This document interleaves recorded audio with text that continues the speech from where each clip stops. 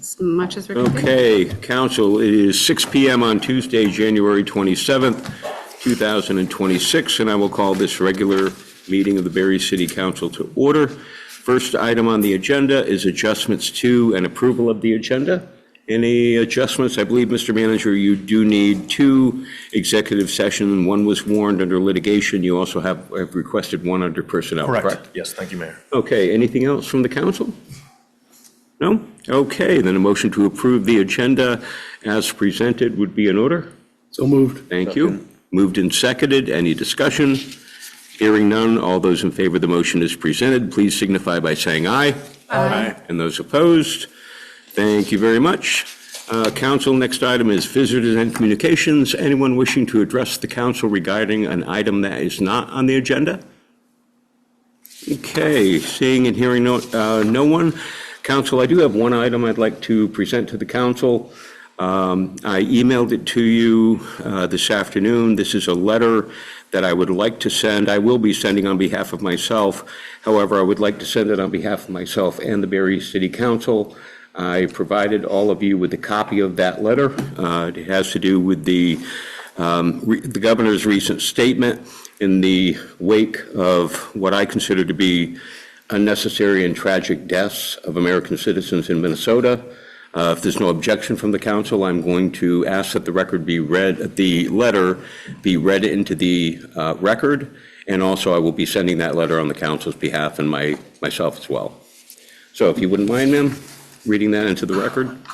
Okay, and this is to the Honorable Philip B. Scott, Governor of Vermont. Dear Governor Scott, I write on behalf of myself and the Barre City Council to thank you for your statement in the wake of the unnecessary and tragic deaths of American citizens in Minnesota. The City of Barre joins you in demanding that all immigration and customs enforcement activity be paused, de-escalated, and refocused on truly criminal illegal immigrants. We also agree that absent immediate and decisive executive branch action to this end, the legislative and judicial branches of the government need to exercise their constitutional responsibility and authority. In closing, thank you for your courageous and thoughtful leadership. We stand with you. Very truly yours, Tom J. Lozon, Mayor. Thank you. You can keep that for the record. And if you wouldn't mind mailing that for me, that would be appreciated. Thank you for your indulgence, council. Moving on, is there anyone else under visitors and communications before I move on? Okay, we'll move on to the consent agenda, council. Item 4A is the approval of the minutes of the meeting of 1/6/26 and the special meeting of 1/7/26. I don't believe there are any clerk's office licenses and permits. Oh, actually, you have you have a load of them. I have okay. a load. Okay. I'm going to ask you to read those into Sure. the record if you don't mind. Certainly. Under entertainment licenses, we have the Barre Partnership, Ladder One Grill, American Legion Post 10, Gusto's, Mulligan's Pub, Vermont Granite Museum, Summer Street Tavern, the Old Labor Hall, Barre Opera House, and the Barre Lodge Elks, 1535. Fireworks, we have the Barre Partnership. Vehicle for hire, we have Payless Taxi. Driver for hire, we have Dale Q for Payless Taxi. Waste disposal, we have Myers Red Can Family, Casella's Waste System, MK Trucking LLC. And under food vendors, we have Resme Energy, Rise Up Bakery, and Cornerstone Burger Company. Thank you very much. And also, council, under item 4C, we're authorizing the manager to execute contracts. The manager has one contract with White and Burke. You were provided with a copy of that. So a motion would be in order. So moved. And a second, please. Second. Thank you very much. It's moved and seconded. Discussion? I'm sorry, Councilor Spalding? Yes, I emailed the clerk with the minutes had, we need to change the language for authorizing the execution of the 143 North Main Street purchase and sale documents because that was the original language, which was for Steve McKenzie, and then it included others. And so I think she was changing that in the, I did. Yeah, so I changed. just want to make sure that people know that. Perfect. And relative to the White and Burke contract, council, as I read through the contract, there was a bonus provision in the contract that had to do with, assessed value if the city of Barre, because of White and Burke's work, is successful. There was a bonus provision that we would award in the contract. The contract was well done. It's fair.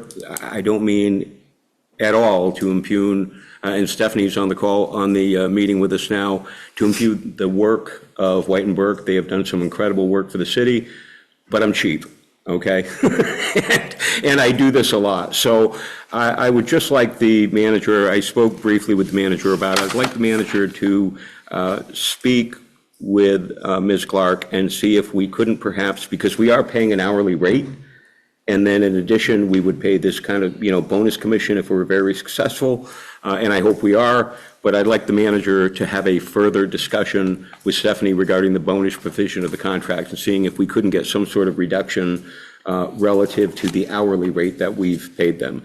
As far as I'm concerned, if the manager is satisfied, I would support authorizing him to execute the contract as presented, but if you don't ask and you don't work, you don't get.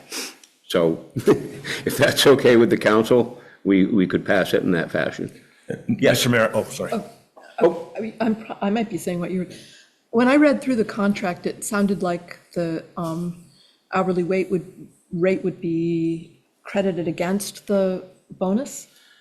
Yes, and so I was going to mention, Okay. I was texting with Stephanie, there's a provision in one of the appendices after the rate is scheduled and that it is offset. So I was talking, so Stephanie pointed me in the right direction. So we should be good. I'll work with Stephanie, make sure it's clear and we're on a good standing with it. Okay, as I read through it, that's what I read into it. And Stephanie, I apologize. Like I said, I don't mean at all to impugn your work. You've done some great work for the city. But I was just left a little unclear about the actual formula. It's in a different section, so it's Okay. it's fine, but I think we should be okay. It's one of the bullets, but yeah, you're a negotiator, Tom. I respect that. That's why we work well together. So all good. All right, yes. I have a question about that same section. It talks about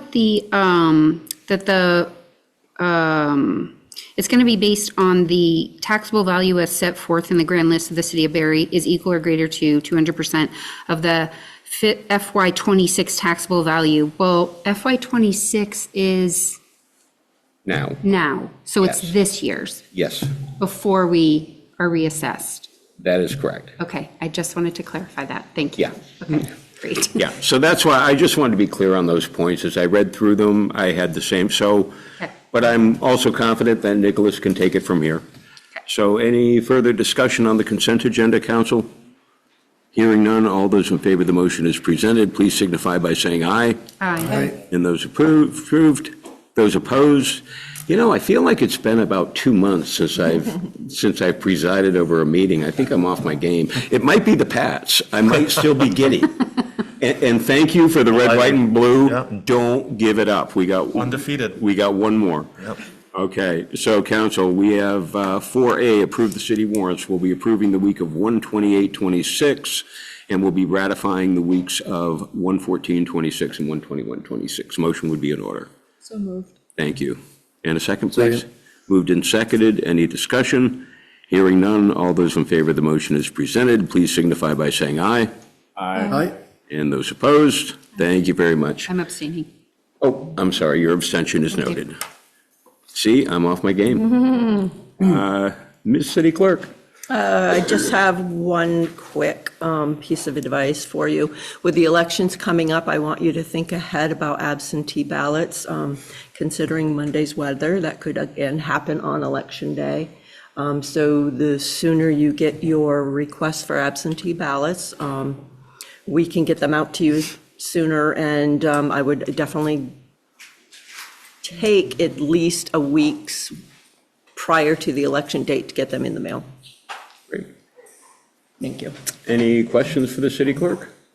I have one, Mr. Mayor. Yes, of course. When should folks expect to receive ballots for both the two elections that are coming up? They're still being printed, Sure. actually. L. Brown has them. I mean, I assume that much. Yep, But like, timeframe? I'm hoping, what's today? I'm hoping the first week in February, we will have them in our hands, and then we immediately get out all the absentee ballots. Awesome. And Bern Rose, did you have a question for the clerk? Yes, and just some information that I read in the newspaper about the changing of the postal postmark, and that if that goes forward, when you drop your letter off at the post office, or if you mail your ballot and it goes into the post office, the postmark won't be for that day. It will be for the following day, because it will be sent through Springfield and it will delay it. So people need to get their ballots in the mail if they're mailing them even an extra day earlier, because the postmarks are no longer going to be on mail going out that day that you mail it from your mailbox. May I just speak about that? Please do. We have never accepted postmarked ballots. The ballots have to be in our hands at 7 p.m. on Election Day. Oh, okay. Thank you for clarifying that. Okay. Do you have a question, Councilor?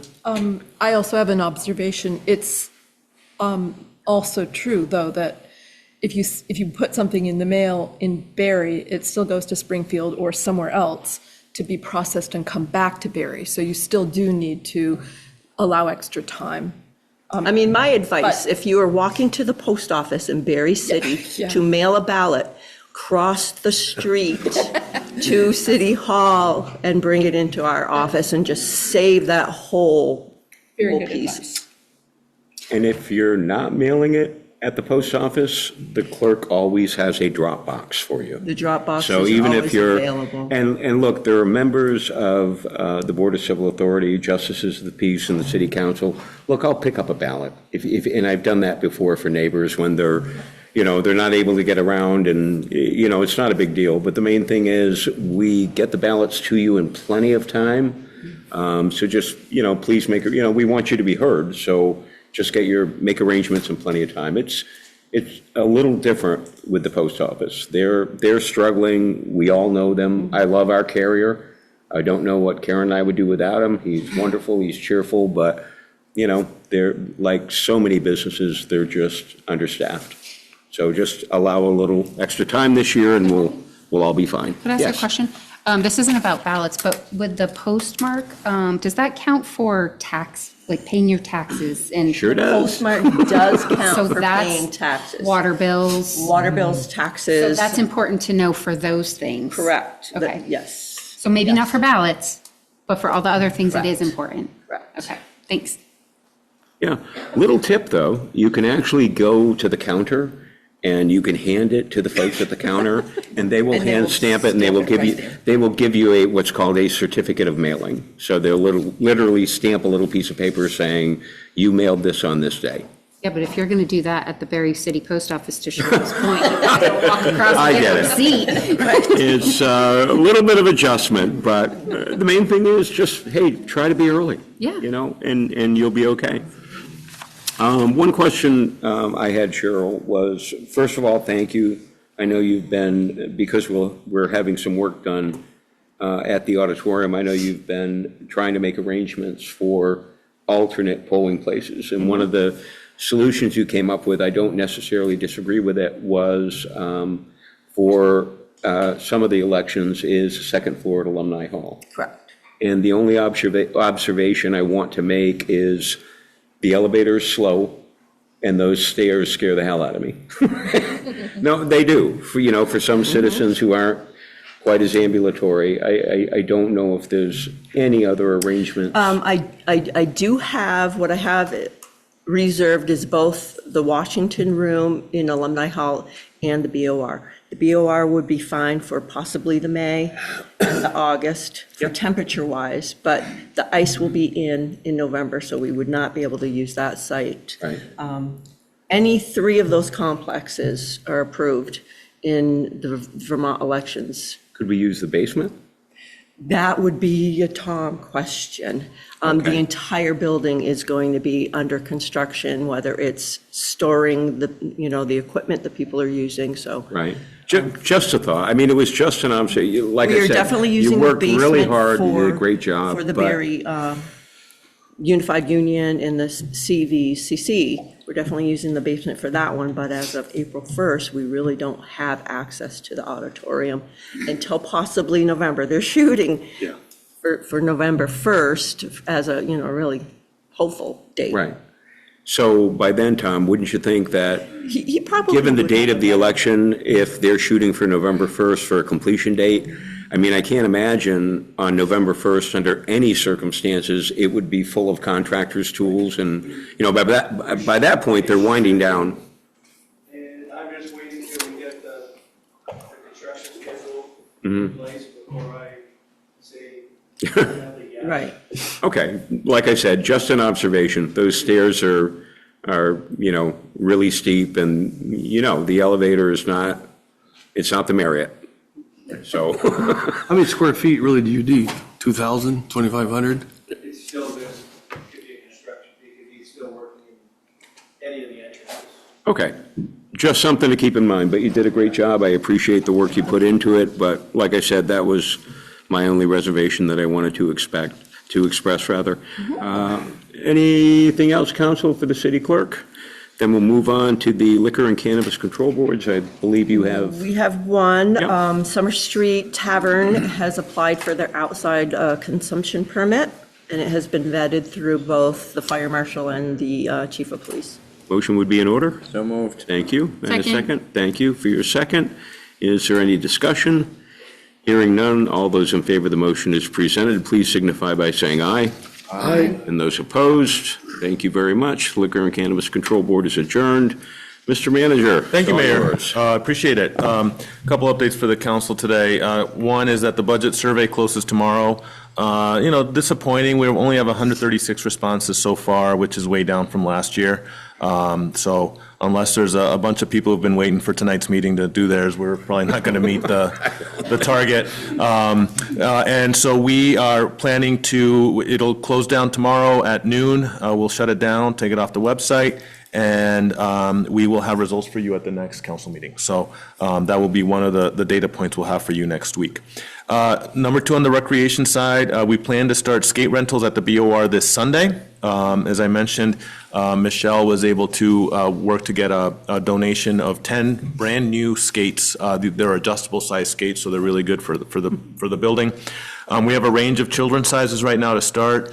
It'll be $3 per rental. And we are also, just as a reminder, accepting donations of gently used skates to add to the inventory. We'd like to get to 20, 30 pairs of skates in a range of sizes.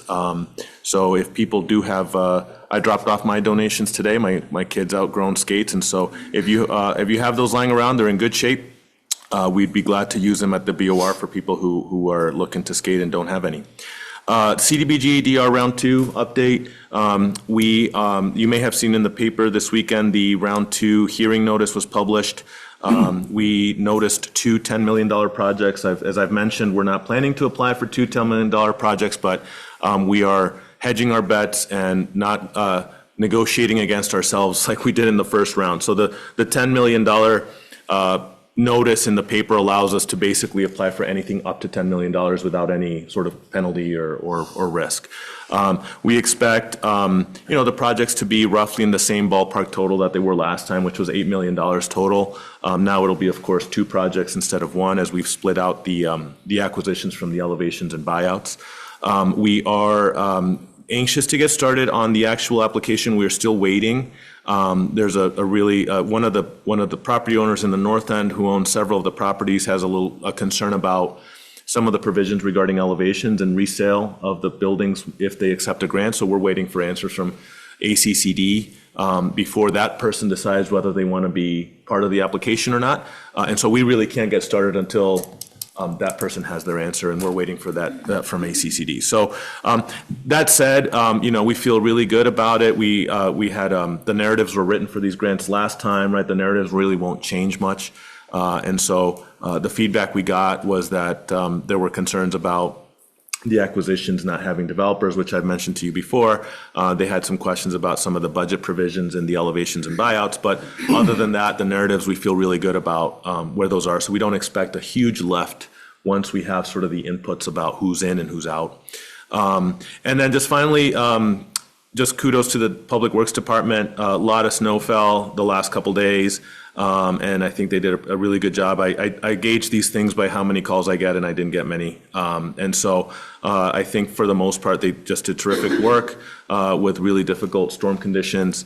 They've been out quite a bit in the last several days. And I think that the streets are looked in really good shape from what I've been able to observe. We have been, like other communities, you may have seen this in the press, I think Virgins and others were reporting shortages of salt. I mentioned to you last meeting we had the same thing, but we've been getting really creative and aggressive in terms of getting other sources of salt in. So we haven't really run into issues. We've been just okay. We're obviously interested in stockpiling as our supplier it gets their stock back up. And then finally, just to remind, just a heads up, and this will be going out on Regroup tomorrow. I'm sorry, on Thursday. We will have a parking ban Thursday night into Friday. I don't think there's much snow forecast that night, but we are planning to do snow removal. So this is, again, one of those examples where you can't always go by the forecast about a parking ban, because we will have a parking ban when we're not expecting much snow. So we will issue that. The messages have been scheduled. They'll go out on Regroup on Thursday, and just encourage people. I think we've gotten a lot, it's gotten a lot better since I mentioned from earlier in the season, we're towing fewer people, which again, that's what we don't want to be towing people. We want to be clearing roads. And so that's, we're happy with that. I've heard, I also gauge that by the number of complaints I get from both Public Works and police and residents, and the calls there have all gone down too. So yeah, that's it for me. Thank you. Questions? Anything? So it's just to emphasize, folks, it's really important when we're trying to clear snow. We can, when we're plowing and we don't want to tow someone, if it's not a major problem, we can go around. If we're clearing snow, we can't go around. We got to clear the snow. So I hope people pay attention, tell your friends, listen, Thursday night, can't park on the streets. Bern Rose, did you have a question? Hi, thank you. I'm just wondering if Nicholas might give information to people listening and for the record about the upcoming cold weather shelters through the week. Sure. Yeah, thanks, Brent. We are, the warming shelter has been, I feel like it's been running for a couple of weeks now, but they've been up since last Friday. I believe they've been running every night, and they are extending those hours and days of coverage through, I believe it's Saturday night into Sunday morning. And so we are very grateful. Tess is doing a great job coordinating this work. A lot of, this is really a volunteer-run operation as well. I did put out a message today on Regroup and on Facebook that they are looking for, like I said, it's volunteer run, so they get meals from volunteers. And so if anybody's looking to cook a meal for 15, which is 12 guests plus 3 volunteers, they're looking for meals on Wednesday and Saturday night. They're always accepting of snacks for people who come in and for people who go to the warming shelter. And if people would like to donate monetarily, they can do so to the Church of the Good Shepherd, which is sort of handling the business end of the shelter. And all of those donations go to things like coffee, muffins, breakfast material, breakfast supplies. So they make good use of what they receive. So yes, thank you for the reminder, Bern. Thank you. Yes. Would it be possible at a future meeting that we can get an update from Tess on the things that she's working Sure. on? Yeah, of course. Absolutely. We'll put that, I can't guarantee it'll be on the next meeting. We're still running into some budget stuff, Sure. but the one after that, absolutely. That'll be the latest date. I haven't heard much. Like, I hear that she's doing a lot of work, and I see, the work that's being done. So, but we haven't had as a council really a briefing on anything test related, like from Tess. So it'd just be nice to hear from her to kind of understand that. Absolutely, we can do that. Can I ask a Of course. Clarifying question. I was reading in the paper, I think right before the really cold snap happened this past weekend, about emergency shelters, and I don't remember what paper. Times Argus, Digger, I don't know. But it was basically saying that these emergency shelters are being funded by the state, and I don't understand that to be true. Is that? Ours certainly isn't. I know the Okay. state does support some community shelters, but ours are, we have some funding from Tessa's grant that Right. we use to support it. Tessa's salary, of course, is sort of an in-kind contribution, but that's also state funded. And we have, donations, and the food is all donated. Right. The volunteer time's all donated. And the space is donated and. Space is donated by the Yeah. Congregational Church. So that, I think, was just a complete misrepresentation of what's happening here in our community. Yeah, certainly for ours, yeah. Okay. Yeah, speaking for our shelters, yeah. Thank you. Thank you. Anything else, council? Okay, then we will move on to new business under 8A. We need to approve the request for qualifications for 143 North Main Street development. That RFQ and the proposal was in your packet, so a motion would be in order if you're inclined to approve that. So moved. Thank you. Second. It's moved and seconded. Open for discussion? Yes. I have questions about the, in the action item briefing memo, it talks about partnership and possible parking solutions. Could we talk about that? And I also have questions about hospitality uses. If we could talk about that, please. Certainly. Stephanie, do you want to address those? Sure. Hello, counselors. So I think the parking solutions, if I'm recalling, what we're saying is that we're happy to work with a developer on figuring out what the parking solution would be for them, depending on the need, the usage. It varies a lot if it's, senior housing or apartments or hotel, those are all different. And TIF money can be used for parking, whether it's, as long as it's a public parking use. And so there may be some way, a couple of years ago, I want to say 3 years ago, we did a parking study in Barre that did look at the inventory post-COVID and was able to look at some of the assets and then, suggest some maybe smart metering that you can do, some technology updates you can do that can help direct people to the right places to park. And those are TIF eligible expenses. So if that could help a user to get the right parking in the right locations, that's what we were kind of talking about. Okay. Your other question, sorry. About the Hospitality. Hospitality, yeah. That was, we're trying to leave the uses open to things that have been talked about in downtown Barre for a long time. Housing is the number one, hospitality was the number two. If there's other uses you want us to purposely promote, we can. The point was kind of leave the door open for anything that might come up, but, particularly put a focus on those. Okay, thank you. That answer your question? Yep. Super. Okay, council, there is a motion, there is a second. Is there any other discussion or questions? Hearing none, all those in favor of the motion as presented, please signify by saying aye. Aye. And those opposed, thank you very much. Thank you for your good work, Stephanie. We appreciate you. Stephanie? You'll see me again soon. Council, we are at item 8B on the agenda. 8B little a is the department head reports, administrative facilities and grounds, recreation and revenue. Thank you, Mayor. And I'll invite Tom, Christina, Janet, Carol, why don't you come up too? And if you want, Carol. And Michelle is online, is joining us online. So they'll just be here just in case, if you have questions, that way they don't have to migrate up. But I'll plan to walk you through the presentation. Janet, that's the chair of death. Yeah, I'm just saying. Just watch it, they flip backwards. So, thank you all. Thank you, council, and thanks to the department heads for being here. So we want to share some information about where we've progressed since our baseline meeting on January 6th.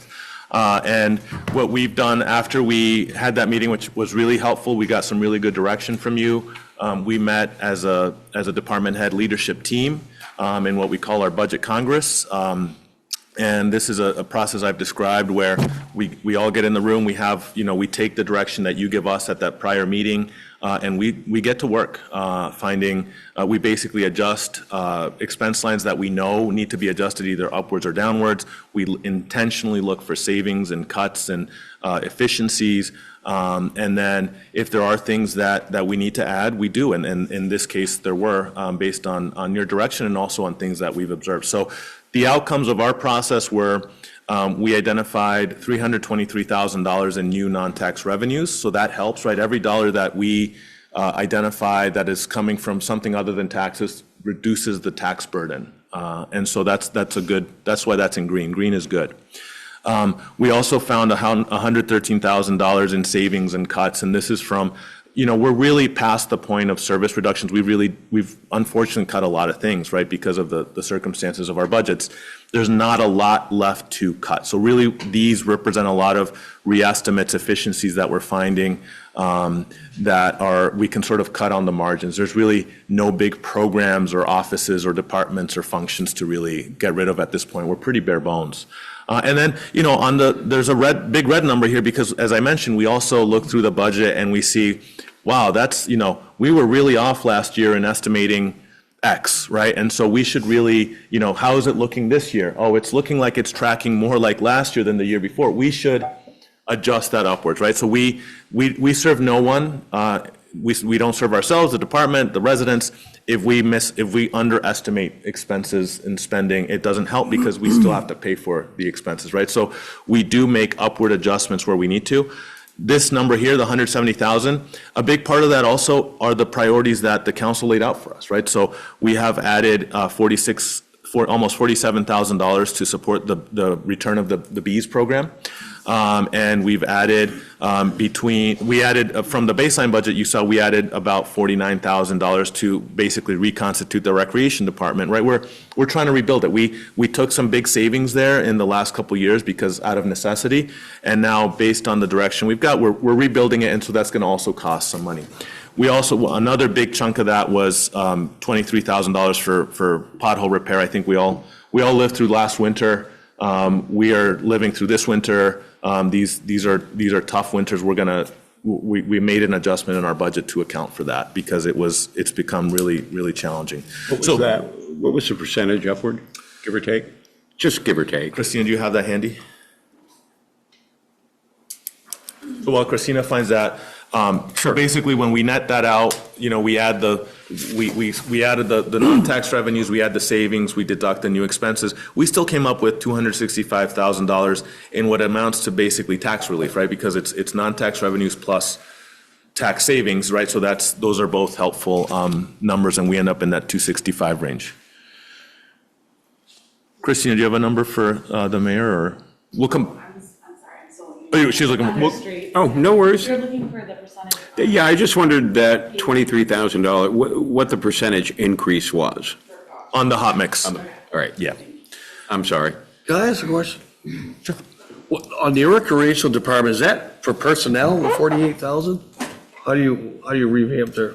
For the bees program? For their rec program? Rec department is a combination of it's personnel, it's programming, it's basically building money out for, we were under budgeted, for example, in lifeguards, skate guards, things like that, and then just programming for things like summer camp supplies. So we don't actually have a director? We do. We do. Michelle's she's the coordinator. That money's coming out of that right there. Her budget, her salary had been built into the baseline. This is basically getting us to rebuilding some of the other aspects of the recreation department that support the work that she does. We have basically eliminated the entire department. Okay, because I know we talked about that Yeah. a couple meetings ago. That's why I was kind of, okay, Correct. Thank you. Thank you, Counselor. 35% increase. 35? Okay. Thank you.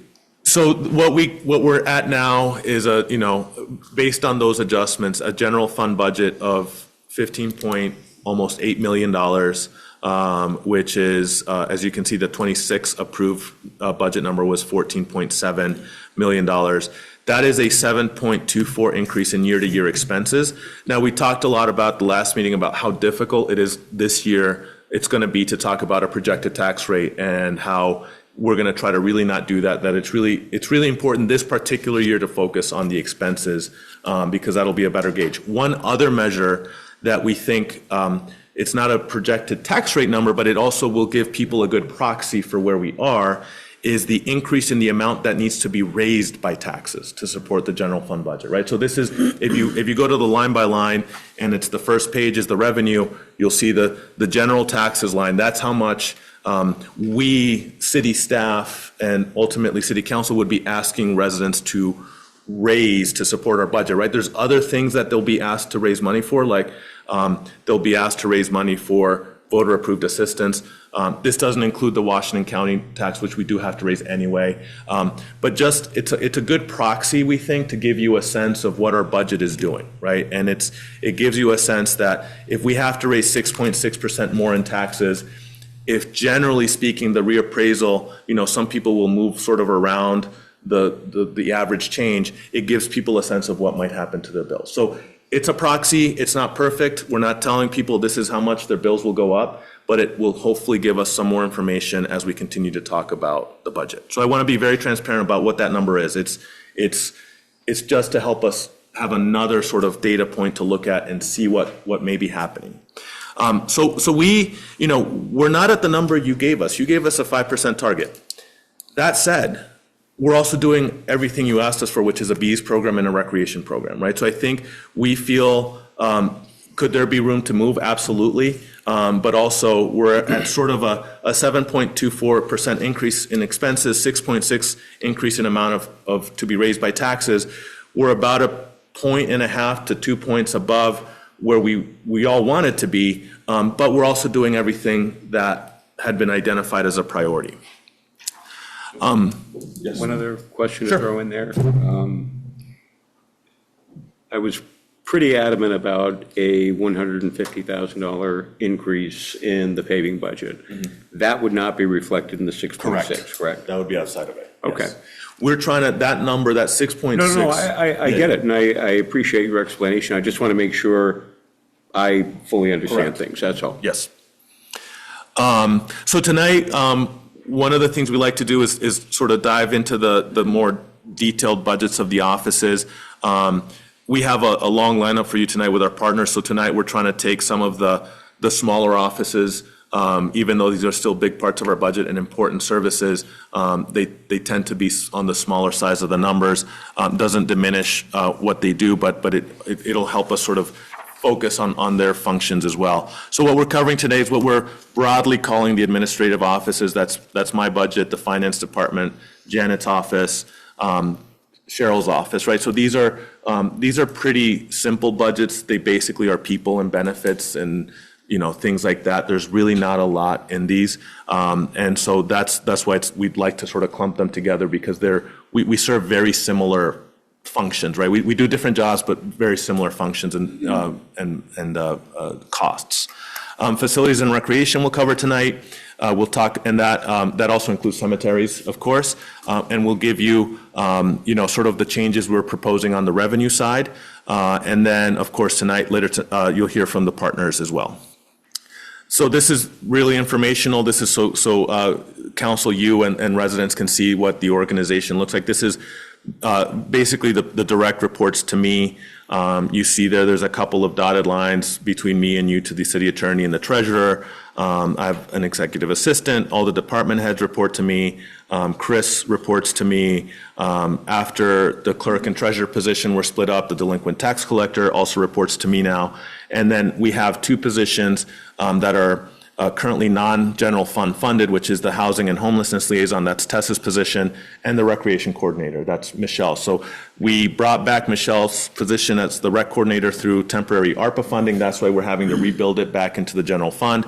And as you've heard, we're making a big push in the legislature to extend Tessa's grant. She's done such great work, and anything we get from the legislature would help offset our expenses as well. Another visual, this is what our finance department looks like. We have the payroll clerk, the senior accounting clerk, and the HR administrators reporting through Christina.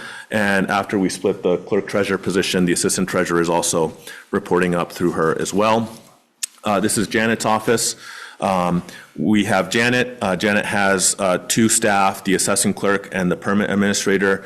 We've also have the contract assessors who report to me, but also dotted line to Janet. She's really managing this on a day-to-day basis, and they also have a dotted line to the assessing clerk as they provide that person direction as well. The associate planner position here is listed. This position has been eliminated. This was a really difficult loss. I think last year's budget, we've talked a lot about why this was a difficult position to fund.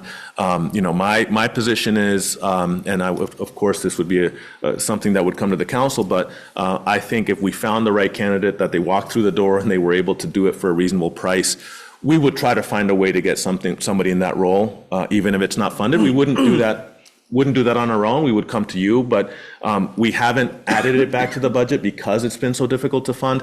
But again, if that magical candidate walks through, we would be talking to you about finding a way to get this done if we could. And this is the clerk's office, clerks elected by the voters, and there's a city assistant clerk reporting to Cheryl, and Cheryl shares an office with the assistant treasurer, with some DPW staff, so there's some sort of dotted lines there as well. The general functions of these offices, these are the administrative functions. This is the nitty-gritty work that every company needs that is often not visible but very important. These are people doing our payroll, our benefits, our insurance, our procurement, our human resources, labor relations. They're paying our bills. They're making sure we're complying with grants, with the state requirements. They're processing permits, licenses. You know what these folks do. This is a lot. This is the back office work. This is a lot of also customer-facing work for people coming into the building and needing to either pay taxes or we're collecting fees or whatever, issuing permits, whatever the case may be. These are the people who are doing it. These are all the budget lines, all the budget sections in our budget that relate to these offices. So what we've done here is if you go through the line by line that was in the packet, you will see, you can go to the city manager section, you can see the 27 proposed amount and the 26 approved amount. Now, why is there a 37% increase there? That's not my salary. That is adding Tess back in, right? So Tess's position is budgeted in my office, and so adding her back now to the general fund generates that increase, right? So that's why there's a big bump right there. You can see that these are, really a lot of up and down here, nothing too wild. Finance department, again, this is a big people department. We've had so this doesn't fluctuate very much. Planning and permitting, I think the increase here was due to Janet's has some grants coming up that we budgeted some matching funds for. I think that's what most consultant fees for those grants. Yeah. Because there's a lack of grants. Thank you. And then elections, we're expecting more elections means more money. So this is a budget that fluctuates every other year. It tends to go up and down, and so next year, unfortunately, is an up year. And the legal expenses, we are budgeting. We have fewer contracts up for negotiation, so that helps our legal expenses. And so that also is sort of a cyclical thing as well. We haven't been sued very much, which is good. So legal expenses have been relatively stable. So this budget, again, these are really important functions. Overall, you can see the bottom line percentage in all sort of our administrative functions is 8.39%. Really, the bulk of that is adding Tessa's position on the general fund side. Yes. What does that dollar amount and percentage look like with and without Tess in there? So, I mean, I see the adding, it seems like adding 37% or $146,000. But, I mean, is that, if we add Tess's position, are we adding 100? No, that's because that includes the 146 delta includes the entire office. So that includes 126, not 146. 126. Thank you. The 126 includes all the expenses attributed with that office. So it's the amount my salary goes up, Chris's salary, okay, yeah. If our supplies budget goes up. So yeah, it's not the one position. It's the bulk of it. It's probably.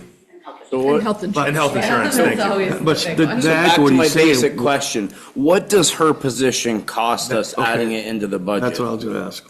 Because I see we have it here as an an icon on the side, increase driven by adding this position, but we don't see any figures for it. And I just kind of want to know what the figure is. Sure. Because we're talking about it. Christina will pull it up for us. Thank you. Yeah, no worries. So I'll keep moving, Counselor, but Yes, sir. Christina will give me a nice signal when she's got it. Yes. Back to the Yeah. other slide, for general administration, what is that increase for, the 6.23%? That is, we can probably target the big one. Most of this is probably just inflationary stuff in this budget line. Let me see if there's anything that sticks out. Yeah, that's the big Okay. one. Audit, Yeah, So it's just an increase in fees and. increase in fees, yeah. Okay. There's nothing, postage. no new initiative. It's basically, these are all sort of our inflationary costs. Gotcha. Thank you. Salary and benefits, 92,000. I'm sorry? 92,000 for salary and benefits. A year for, Yep. for Tess's. And that's, I mean, with all the money from the state to help what she does, shouldn't that be picked up by the state, not by us? We would love the I mean, state. that's a lot of money. Absolutely. We'd love the state to pick that up. So that grant expires in April. So we will fund the position through the end of the fiscal year with vacancy savings. But hopefully the state picks it up in their budget, or we get some signal that they will. And if we are able to do that, then that becomes money we don't have to pay out of general fund and the state will pay. That'll reduce our tax, our amount to be raised. So that's 92, that's all in, right? That's salary plus pension plus health care plus all the fringe that comes with hiring a position. So that would be, What's her description? What's her? of her title is Housing and Homelessness Liaison.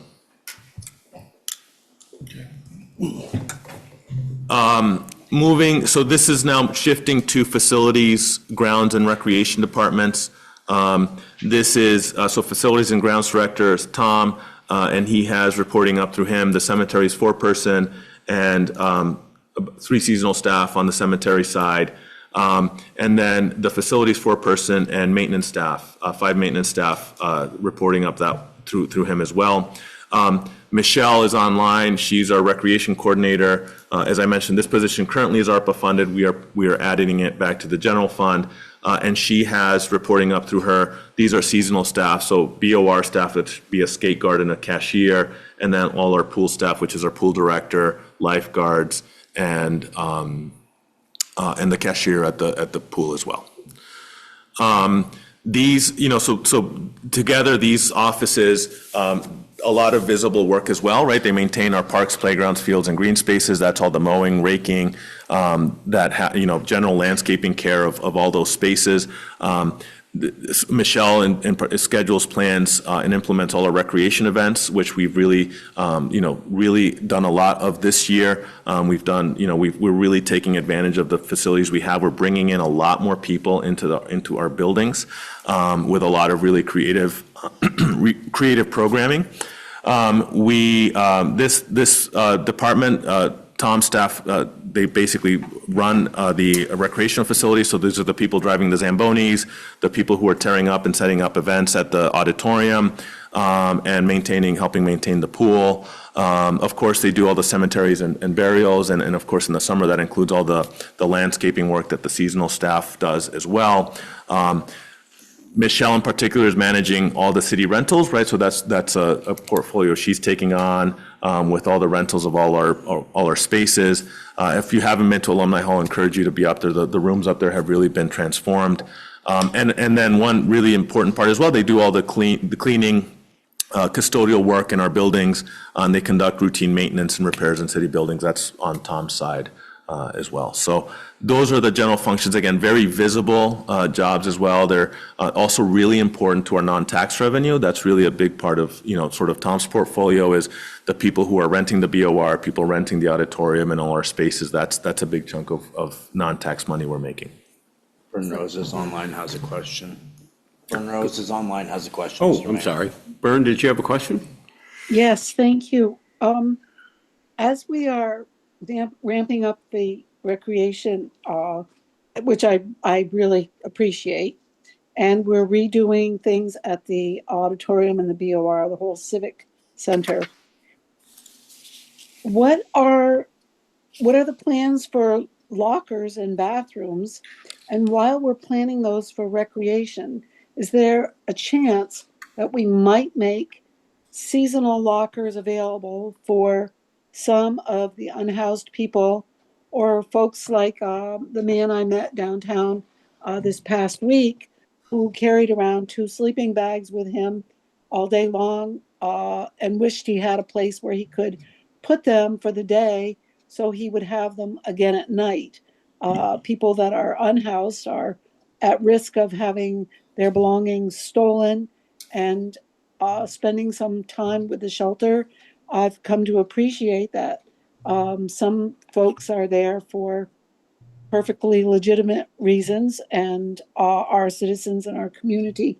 So I'm wondering, is there some way that lockers and bathrooms for people who might not have those facilities to be able to use and save some of our trash, save resupplying people, save the river cleanup, and those kinds of things. So I see it as a multifaceted solution to a problem. So just wondering if there's any of that in the plans that are possible. Thank you. No, that's something that certainly in our recreation buildings, I wouldn't want to open up the door to. Our recreation buildings cater to a lot of children, families, and I think that sort of opening them up to that way without proper supervision is a risk and a challenge. It's the same reason it's the same reason congregate shelters don't accept families, because you don't, and I'm not trying to cast aspersions, you just don't know who you're letting into the building. And so that would be, something that is a separate function from our recreation department. That would require, again, also supervision, staff supervision. We couldn't leave the building unlocked at all hours. So it's not really a solution in the BOR and the auditorium for the reasons I mentioned. So we certainly would partner with anybody else looking to find a way to assist with that, but certainly the recreation buildings wouldn't be a location. Those are rental spaces, right? So if you're renting the space for a birthday party and there's an unhoused person coming in, it's just not a good mix, right? Even with the best intentions of what everyone may have, they are facilities that have a purpose to serve, those types of events. I think we can certainly work with other partners who may want to help with that, but it certainly wouldn't be something that we'd want to do in our recreational spaces. Thank you. I appreciate that, and I appreciate the concerns. I'm just looking for, in the community, are there places like this, the churches aren't open all day long. They have set hours, and I didn't know if within our community we can find space for just having a shower and access to lockers once or twice a day kind of a thing, or even a couple days a week, so that we're taking some of the things that people use seasonally and putting them and working, like you said, with a partner so that we can clean those things and put them away and they don't become trash or end up in the river. So just a thought. Yeah, I would just remind you, Bern, that these are not seasonal facilities anymore. The BOR is a year-round facility now with the turf. And the auditorium is now going to undergo major change anyway, but it will also become much more of a year-round facility now with air conditioning. That was the real barrier to it being much more usable in the summer. So these are, Alumni Hall, if you look online, is quite often booked. It wouldn't be a place for that anyway. But these facilities, our goal has been, and we've made investments to make them year-round, and so they're not as seasonal as people remember them to be. Thank you, and let's just keep our ears and eyes open for other possibilities. Thanks, Nicholas. Thank you. If I could chime in, I'm the liaison to the Unhoused Community Committee, and we are talking about lockers. Montpelier had lockers, and they're talking to the people in Montpelier who are managing them, and another way manages lockers right now. So we're working on that, Bern, and we'll keep you posted. Thank you. Thank you. So the next slide has this similar line, the budget heading breakdown. These are, again, all of the categories. Again, if you go down the line by line, the budget section corresponds to a section of the budget, and you can see all those that apply to the facilities, grounds, and cemeteries divisions. Again, overall here, the increase on the bottom line is high. It's 12%, but that's really attributable to that big number on the recreation, which is we are, again, trying to rebuild something that was eliminated, and that costs money, right? So the difference here from last year to this year is building in the salary, building in all that programming, so that it's not, I think one thing we've learned is that we're going to get more out of the recreation department if it has something to work with. A one-person recreation department can only go so far, right? So if we have some funding for programming, some funding for supplies, we're able to do some of the more, creative programming that is actually really engaging people. And I don't know if you've seen pictures just of the theme skates that we've posted on our social media. People are showing up. We had 100 people show up for one of these at the BOR. That is a really great thing. Michelle's camps last summer were packed, and right, that was an effort to, they were cheap because we wanted to sort of build interest in them, but there was interest. And so now, while we can keep them affordable, we know we can also cover some more of our expenses by running these camps. So that's why there's an increase here, and that's reflected in the priorities we heard. And that's really where, if you look at these, the lines here, that's really what's driving this change at this point. On the cemetery side, I'll just point out that it's very marginal change. We're expecting a retirement in that department, so we're going to go from a very senior staff person with over 40 years experience to somebody with less experience. So we are actively budgeting ahead, right? The less senior person is going to earn less, and so that's why you see a reduction there. That's not an indication of cut in services. I've already learned that lesson. So that's the big picture here on these departments. What is the cost on the rec department coordinator? While you're looking that up, could I ask a question? You have the proposal in that green box to the right about the retaining money from the Semper Bond annuity. Yes. And is that money, this is the total amount that it would be increasing, but then that would be reduced if we authorize that? Go. The expense line wouldn't be reduced, but there would be offsetting Setting- revenue on the other side. And the presentation is later Right. in the. Yeah. But so that amount still stays the same, but then the taxes wouldn't necessarily need to increase as much because we're using some of the. Exactly. So you see that the delta there from the 55 to the 205 is 150 approximately. The actual net increase to the property taxes needing to be raised would be offset by 70,000 if the council approves those two actions we've proposed. So almost half. Almost half, yeah. We're trying, our goal with that was, and this is covered as a separate agenda item later tonight, but our goal really is, we know it's painful and difficult to rebuild something that was cut. And so our goal is to try to find ways to sort of minimize that direct impact on the tax side. So these are two funding sources that I think are really aligned with the goal of the Recreation Department and can sort of help mitigate that direct one-year hit. So next year, if we're budgeting this, it's less of a change, right? 91,000 for salary and benefits. So that's all in, yeah.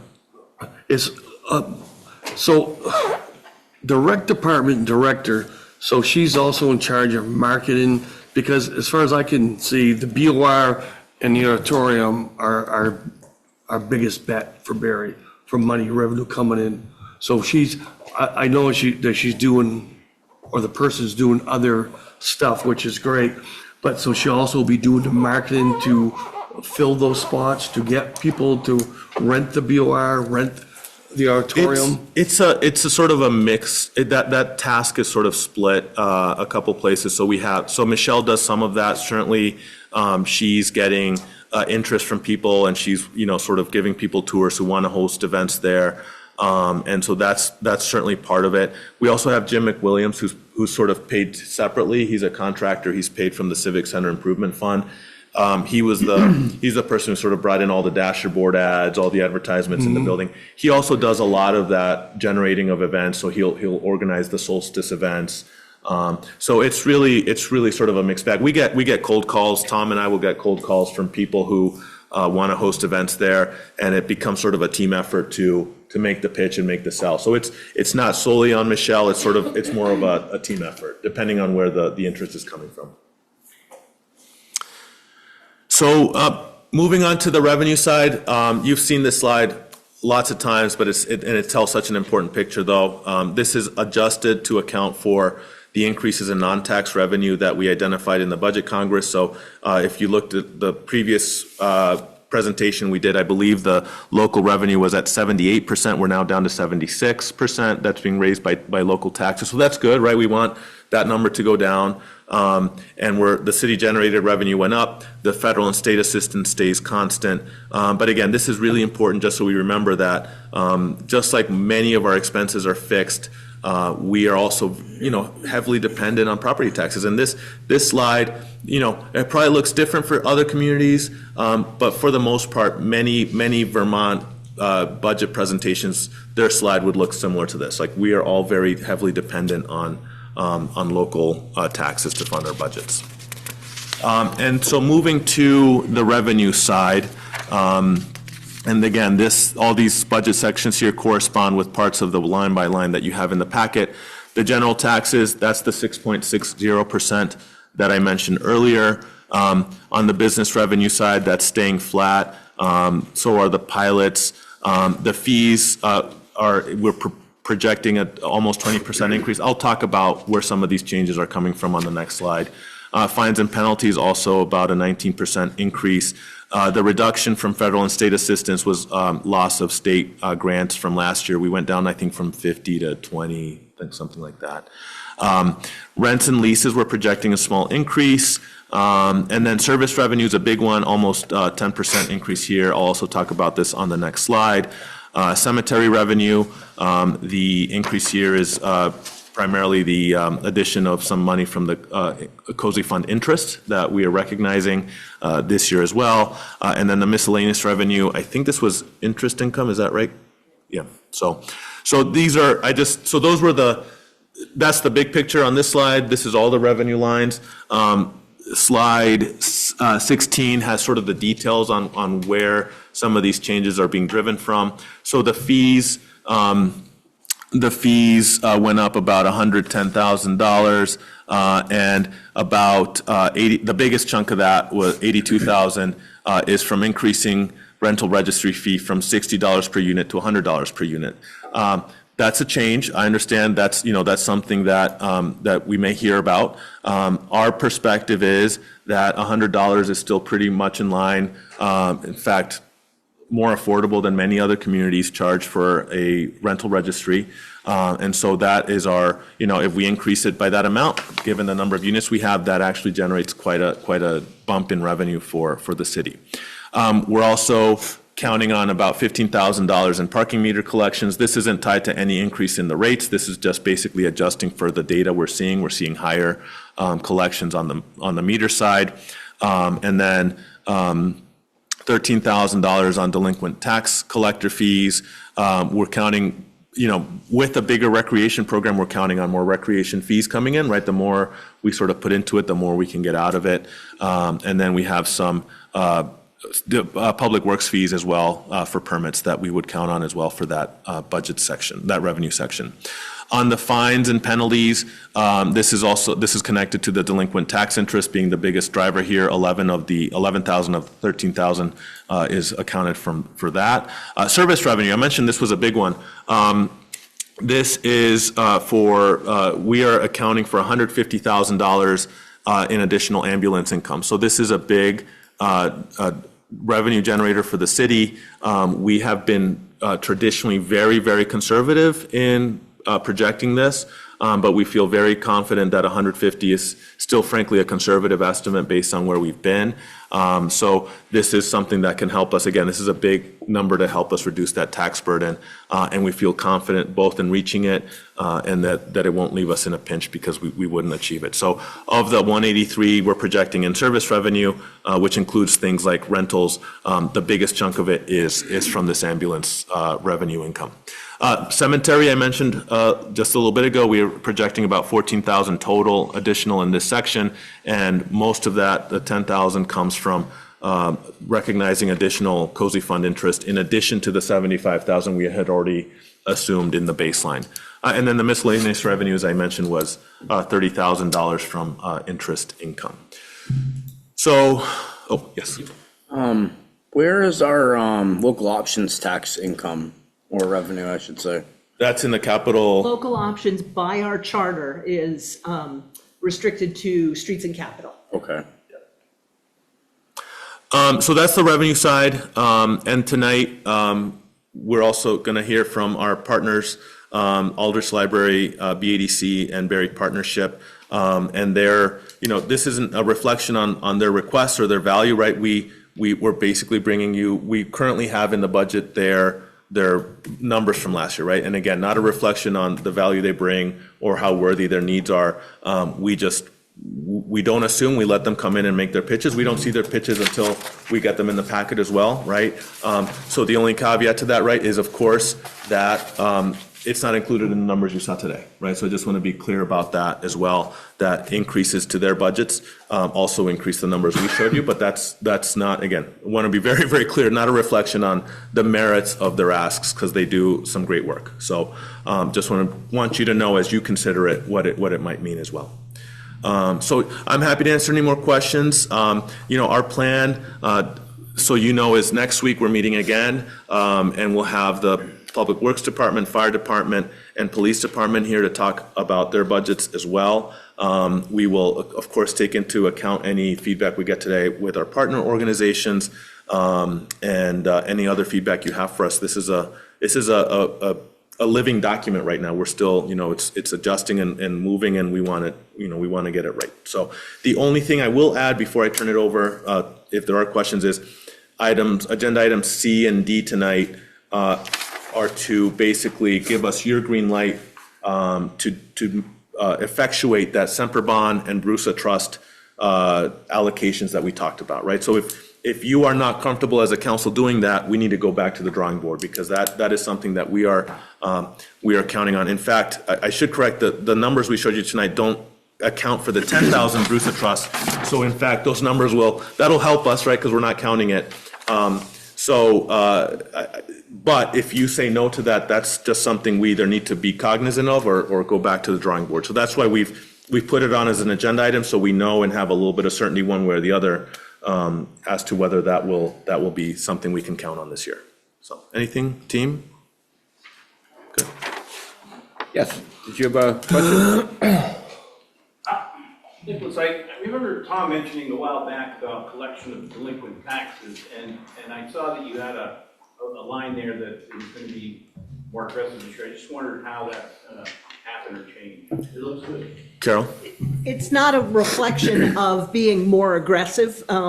We actually, our delinquent collections clerk does an incredible job of staying on top of collections. It's just a reflection of, as Nicholas mentioned with some of the other items, looking at the trends with where we're collecting, what we've collected last year so far this year, and making adjustments accordingly.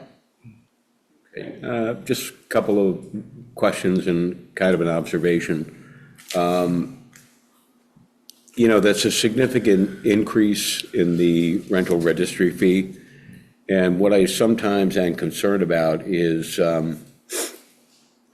when our property taxes go up, generally speaking, homeowners may get a higher property tax rebate. Renters generally don't. Those higher property taxes on commercial properties often are passed through directly to renters. And this almost seems like sort of a double whammy, because if landlords are simply passing their costs, which is appropriate, onto the renters so that they're not losing money, this fee could essentially be paid by folks who might be able, or who are least likely to afford it. So that's just an observation. I've got to think about that one for a while. Secondly, Carol, what is the total amount of Semper Bond interest that's recognized in this budget? I'm sorry, the Total amount of Semper Bond interest? right now, it's usually reflected as level money in, money out. I think we show it as 62,000 and change received from the annuity, and then based on the actions that the council made several years ago, that money is then moved into an annuity fund. Yeah. So it comes into the general fund and then is moved goes out. out. And essentially what we're proposing is that it stay in, at least for this year, as part of the rebuilding for the, I'm giving my elevator speech now, as part of the rebuilding that's for okay. the recreation program. It has been talked about in this room by this body that there will very likely be opportunities to grow the recreation program, to seek grant funds for the recreation program. We recognize that and want to help them get to that point by helping in the rebuilding, by taking this 62,000 or whatever we happen to receive this year or next year, taking that money and using it to support the rebuilding along with 10,000 from the Bruce Trust. Gotcha. And cozy interest, what's the total amount of cozy interest included in the budget? He had it in a couple of different places. 85. So we have, in total, between cemetery and general, we have about $5 million on deposit. Yes, a little over. So I don't know where you're keeping your money, but at 4%, which we can certainly achieve, that's significantly more than 75,000, isn't it? Yeah, I mean, we certainly have more capacity. We're trying, and we haven't tapped into the cozy capital fund, even the interest or the growth. Right. We haven't tapped into that at all. Right. But we were also wanting to make sure that we're not spreading ourselves too thin. We have tapped into the cozy Hope Fund for the Cemetery. for the digitization software, project. That was $120,000. We've already moved 75,000 this year because it's already in the FY26 budget for general cemetery operation support. And so we're proposing going from that 75,000 that's in this year to 85,000 next year. From where things look, we've had the both cozy funds for about 8-9 months now. There's definitely capacity for what we have allocated so far. And that's not touching the principal, as it were, because we know that those are separate, have separate Right. allegations. Restrictions. Restrictions, yes, thank you. And lastly, we're not looking horrible in this fiscal year. Things don't look horrible. We look like we are, I want to be careful when I say this because, it's January and we just had a major storm that probably sucked up $100,000 in 2 or 3 days.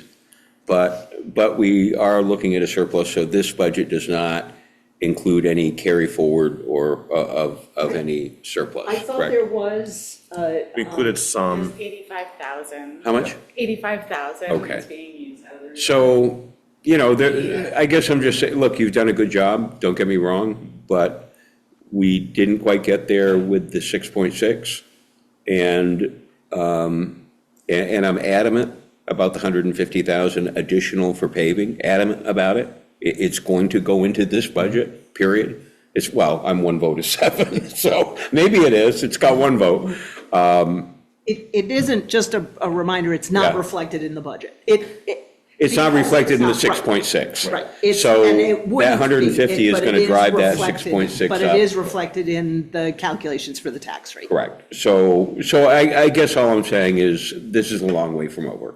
We've got a lot of discussions left. Yeah, and I think you're absolutely right, Mayor. And just one it's not all hope is lost, right? Like if we're successful in advocating for state funding for Tessa's position, which, my goodness, should be an easy sell based on everything she's done.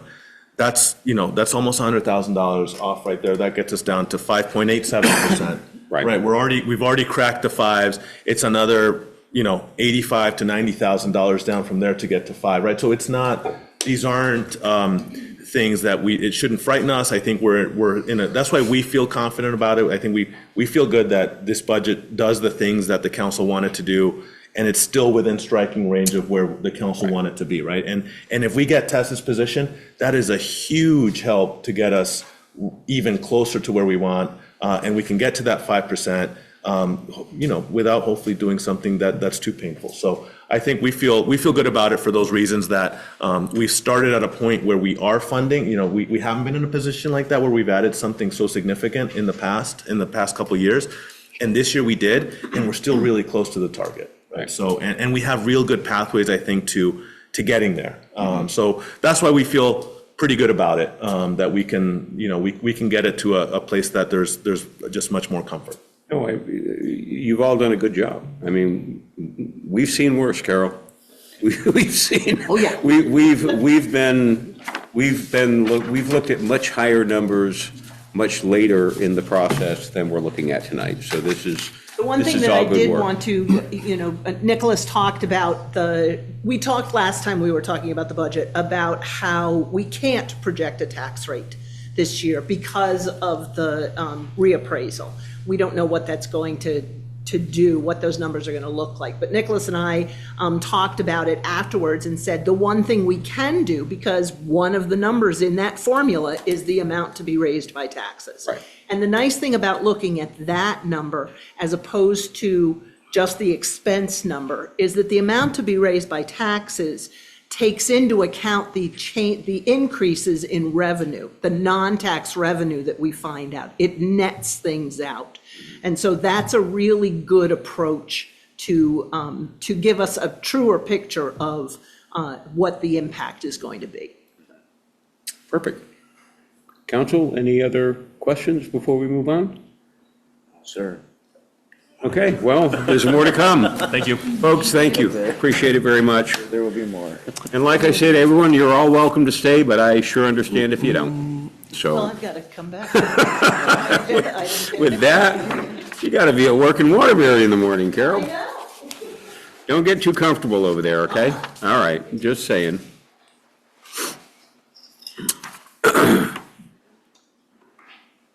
Hey, who is up next? I believe are we going in order as you have it presented on the agenda? Sure, let's do that. That's easier. Come on up. All right. Thank you.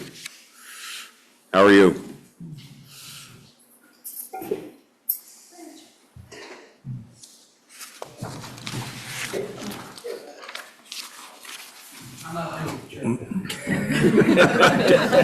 I wouldn't. Thanks for having us. I'm Kristen. I'm the director of the Aldridge Public Library, and I'm at the table today with Garrett Grant, assistant director.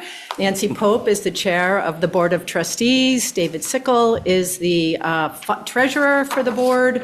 Both Nancy and David sit on the finance committee. We wrote the budget, worked on the budget, started months ago, and here we are.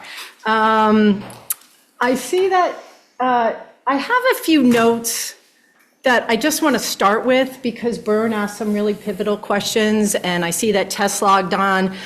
But there are showers in Barre, and we direct people to showers often, and I think you should all know that a church opened up a shower facility in Barre. You can arrive there, put on a robe, have your clothes cleaned, take a shower, get out of the shower, your clothes are clean. I think you should know that's going on in Barre. That's really, really great work that's happening here. There's a second shower at Vermont Cares. That shower opens up, I think, weekly, and that is about wound care. We do talk about lockers, as Councilor Spalding said. We talk about water and garbage in bathrooms, and I'm happy as the library to play a role in that and to work with Tess on that. So, Tess, those questions were asked while you weren't on. So let's start with the library.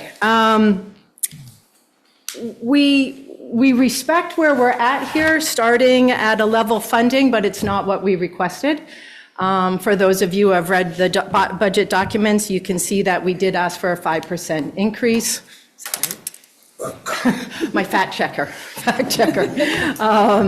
We did ask for an increase. I think the slideshow will lay out where that increase came from and why we did it. Most people in the room know me now. If you don't know me, I'm pretty passionate about the library. I know there's library users in the room, there's library volunteers in the room, there's library workers in the room, there's people on Zoom, and really tonight I represent all of them, every single patron that walks in the door. Later on, you'll see in the presentation that was 86,000 plus people last year. So I represent all of them tonight, and I could wax on all night about how important that library is for this community. But this is a budget session, so I'm going to try to talk about numbers, right? Because this is about me asking you for 5% more, and where is that money going, and why is it well spent? So we are requesting $312,000 in this fiscal year 27 budget. It is a 5% increase from the fiscal year 26 budget. It's $1.81 increase per resident for the library, $37.57 total per resident for the library. And libraries across the state do an annual report for the Department of Libraries, and that data tells us that we are below the median and the average cost of what residents are paying for libraries in their communities.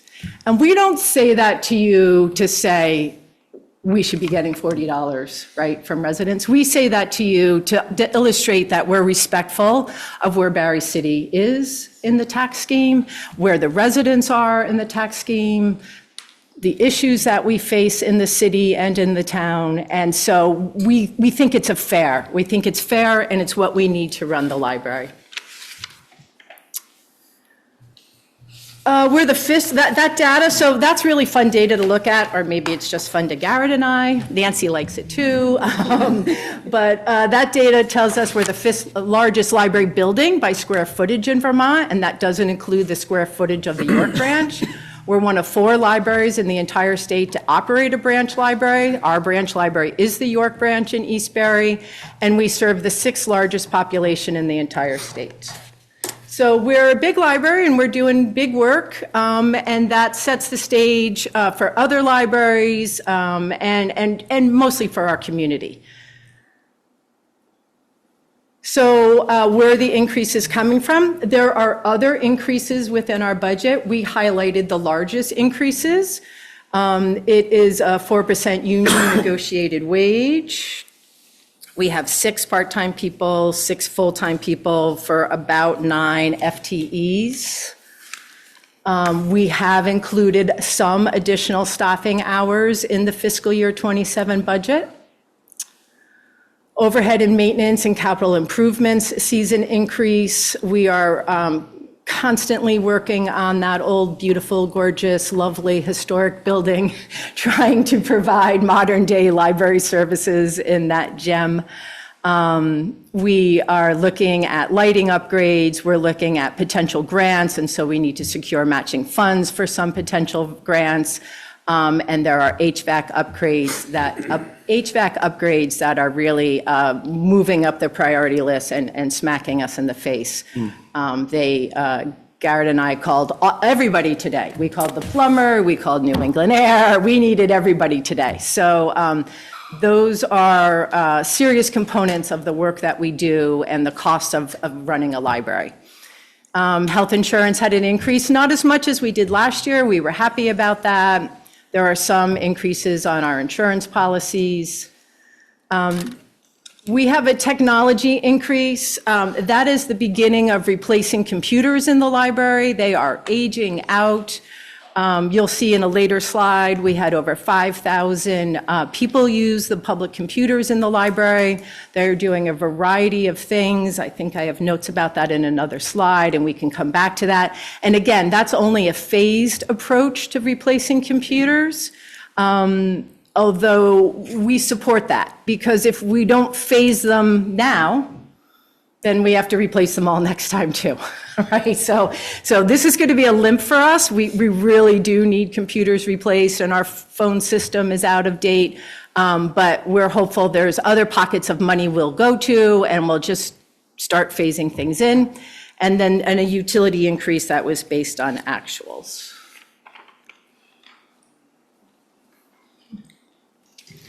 So let's see, let me just go over. Yeah, great. So 86,847 people came in the library last year. That is a 25% increase from fiscal year '24. That slide, when I look at that slide, I know that I'm being a good steward of your money. I'm being a good steward for the taxpayer. We are doing our job. It is great work. I am proud of the staff. That slide tells me a lot of things. That is a baseline indicator for many libraries. They will always tell you how many people come in the door. That's why we have an accurate number. We have door counters at both doors. We check that statistic often. And that's a lot of people. So if you remember last year, I did a little slide on, I think it was Wrigley Field, or maybe not Wrigley, maybe Fenway. And it was, this is how many people came in the library last year. Excuse me. Well, Did St. Monica School deem it unsafe for their students to go there this year? no, St. Monica's comes often. So they didn't deem it unsafe for They their did not. students? Really? Correct. They were just there last week for Lego Club. We run a special Lego Club for St. Monica's on Friday afternoons. They come for library. We hosted them this summer for their summer school. So they never deemed it unsafe, ever? Never. Is there a further question about that or information I should know? Okay. So this year, this is the BOR filled 52 times. That's the stat for this year. Yeah, 52 times. That's great. So people are coming in the door. Why are they coming in the door? We've increased programming. We've increased programming and events for all demographics in the community. That statistic there is a total of 574 library-led programs, which is about 11 per week. And those are library programs. Those are programs that the staff coordinates, hosts, plans for, markets for. I heard marketing come out of the discussion today. Get people in the door, supervise, provide a snack for, all of that happens. Those are, again, great numbers. You know, we can see the teens dip down a little last year. That was us reorganizing teens and trying to figure out, you know, some graduate and move on, and then we bring in the tweens, right? We know what the tweens are, those middle schoolers. I have to take a breath when I say middle schoolers. Everybody take a breath. But it's working, right? Again, this slide's, like, when I see that, I'm like, great work, team. Great work to the staff. You have professional, dedicated staff at that library, and it's working. So why else are people coming in the door? Because that's certainly not 86,000 people. Over 71,000 checkouts. We love that. I have to tip my hat, right? That's great. People in Barre are still reading. We're buying books that they want to read. You know, that in itself is so much information for you, right? That's staff information. We have to make library books checkoutable. We have to catalog them. We have to process them. We have to display them, check them out, check them in, reshelve them, make sure they get shelved right. You know, we have to be able to find them, right? It's a ton of work right there, that number. Computer sessions, again, this is why we need to fund our technology budget. People are using the computer for computer section, for computers. I have a note here that we do a lot of printing at the library. We do DMV registrations, Amazon returns, job applications, schoolwork, flood recovery, Medicare, Medicaid, permitting for the town, right? Lots and lots of computer sessions. People stay connected through that library. The digital database visits, 5171. Again, that's learning new skills, research. Those are provided by the state of Vermont, most of those digital databases, and Barre residents and Aldrich patrons have access to those.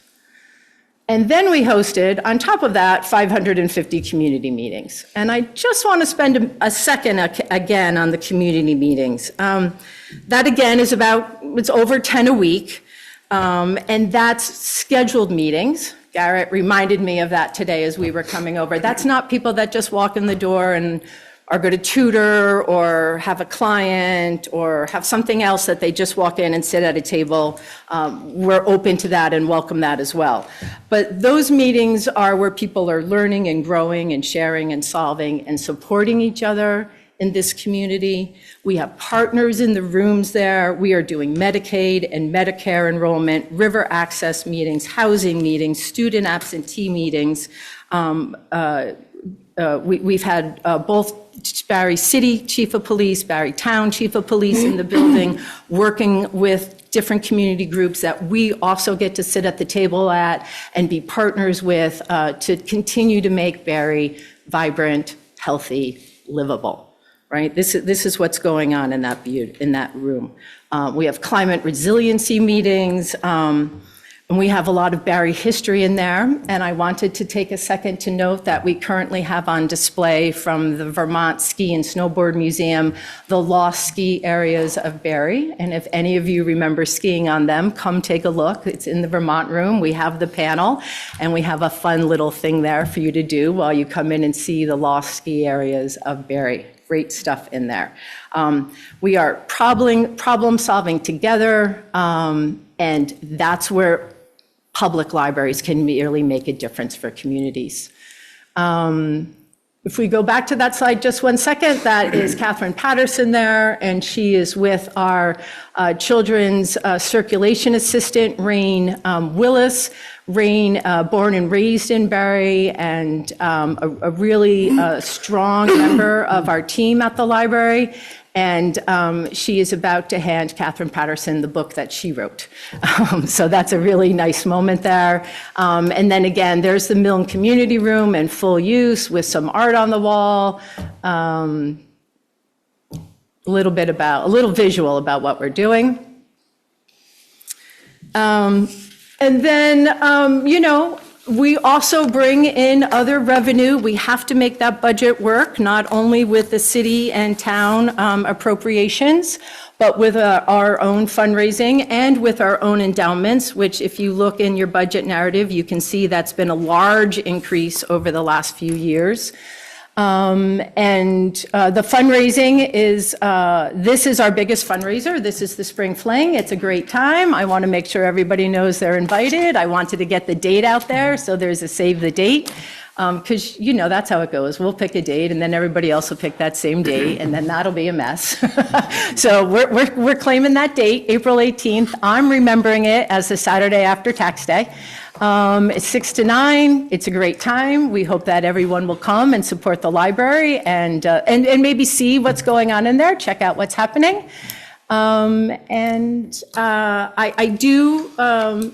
We can finish. Thank you. Thank you. Is that you, Nicholas, moving those slides? Thank you very much. Thank you for navigating that. I do respectfully request that you consider our increase. We pick up a lot of pieces in Barre. I think Nicholas, when he speaks about our merit, he would tell you that as well. It's without a doubt important to this community that we continue to operate and provide services to people. And continue to do our work. And I feel like we're getting somewhere. I feel like what the mayor is saying and what the city manager is saying, that we're not in the worst position we've ever been. And I think that everybody's working together really well, and we're happy to be here. And I'm happy to take questions. Do you have an unrented apartment upstairs? Do I have a what? An unrented apartment upstairs in the library that's not being rented? The Aldrich, the downtown library has no apartment upstairs. There's no apartments upstairs. In the downtown library, there is no apartment upstairs. In the York branch, there is some empty space that is not an apartment. Everything has been removed from that. There are empty rooms. 2023, your 990 form shows assets of $7,735,124. Is that current? You guys have that much money? Those assets include the buildings. We have endowments that I believe, and Nancy will get me right on this, are about 4.5. I don't have the number on the top of my head, but the endowment is approximately that. So it is an accurate number. You have Total assets. $7 million. Yeah. Okay, thank you. Yep. And you can see in the budget narrative what we're taking this year. I think it's close to appropriations. Is that right, Derek? Close to the Berrytown appropriation. Close to the Barrytown appropriations. So that, those assets are governed by the Board of Trustees, and there are policies on that, and the Finance Committee reviews those assets. We have a yearly meeting. We've had several meetings this year to make sure that we're doing the best we can with those assets. We are, and because of that, we're able to take increasingly larger amounts each year to make sure the library continues to run. I guess I'm just curious how much of those assets get, pushed down to the Eldridge Library, funded for you there. I mean, your contributions were $1 million last year, or give or take. Prior year was 1.7, 2024 was 695,000. I'm just thinking there's a lot of money somewhere under the, I'm pro-library, don't get me wrong. I just think from what I hear, the kids aren't really being serviced. It's more about the homeless, people going in there and stuff of that nature. That's actually Then I not- see, That's well, not now, it's all because it's winter, but. Yeah, but that's Well, not, that's so- not true. Kids are served. If you look at the program statistics, there's a children's program almost every day. I'm sure there And is. there's thousands of kids that go to programs. Thousands? Yeah, Yeah. each year. Really? Yeah. You should come by sometime. I definitely will. I will do Sonia, but the children are served. I am confident of that. We have, the first slide was about increasing staffing. I do want more front desk staff in that building. I want people to be greeted. I want to know where the kids are in that building. It's a large building. I spend a lot of time, Garrett and I both spend a lot of time sort of making sure everybody's where they need to be so that we can make sure they're safe and secure. We're so happy their parents send their kids there. And we will continue to make sure that that happens. But we are at a point where we need more staff. We definitely do. We want to, we could do more for everybody. For everybody, we could do more. When I got hired for this job, I told the hiring committee, which included Nancy, that, I will make people work. And now I have. And we haven't increased staff in the 2 years I've been here. But it's time to do that and make sure that we continue on that road. I did have a number, because let me just 1 second, make sure that I tell you.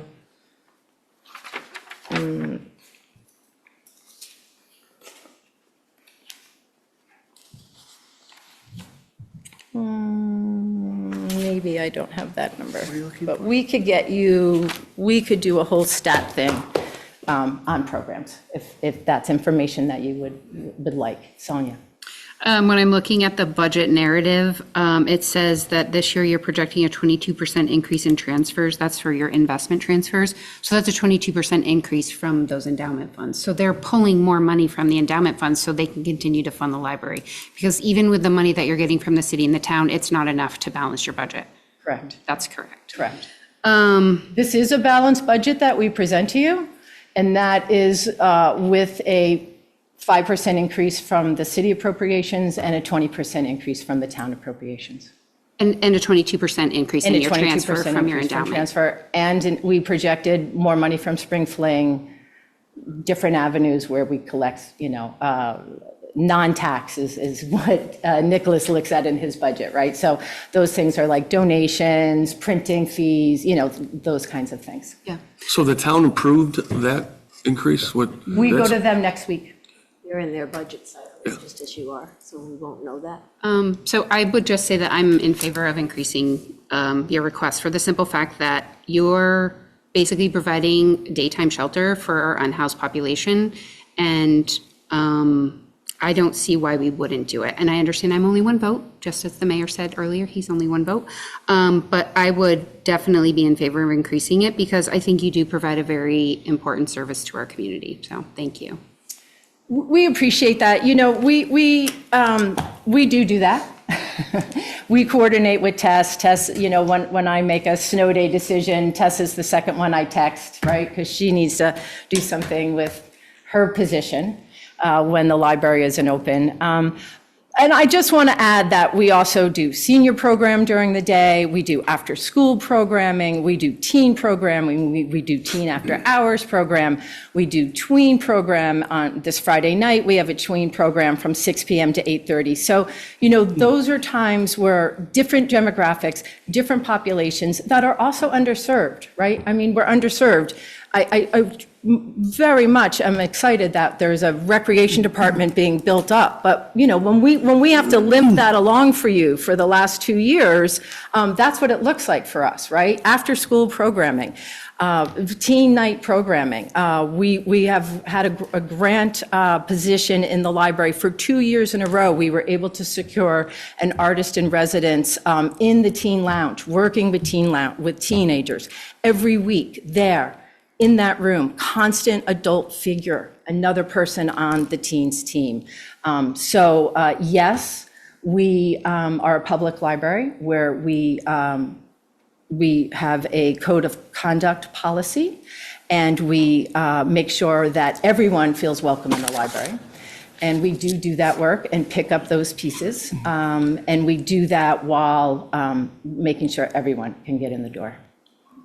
Yeah. So Berlin and Orange, both on their website, you are the library, but they give $0, correct?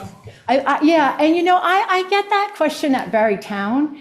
And I thought about it for 2 years. This is only my third go around here. So for 2 years, I thought about that question, and I've realized, like, that's great. That's free advertising for us. They pay a non-resident fee.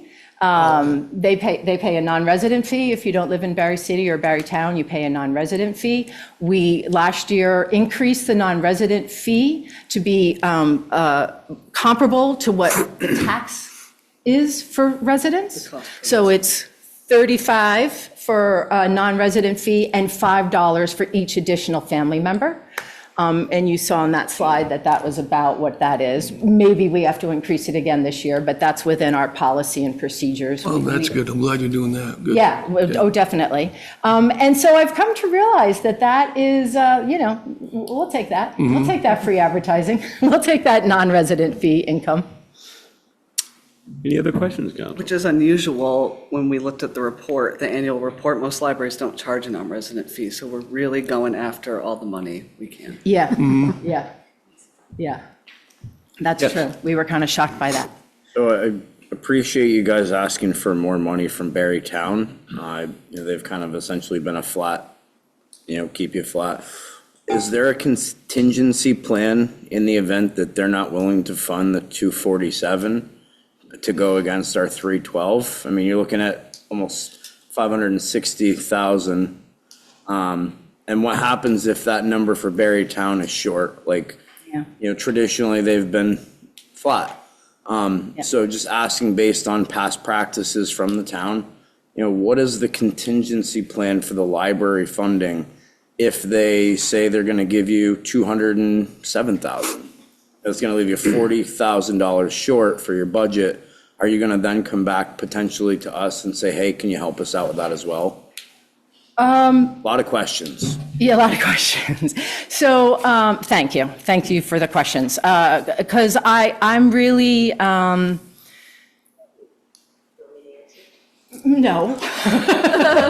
Maybe. But I want to say one or two things first. One is that the 20,000 increase request at Barre Town is from historical documentation of exactly what you're saying, being flatlined while their own budgets increased and their own general fund budget increased for all those nominal reasons that we just laid out, right? Staff, utilities, insurance, right? All of that happened in Barre Town, and their general fund budget increased, and none of that counted for us, right? So, and It's difficult for me to ask them for 20,000 and still not be getting the same amount of money as I'm asking from the city. So that's just a piece I want you to know that I wrestle with. Like it's amazing to me that I'm going to ask for a $20,000 increase and it's still not going to be the same amount.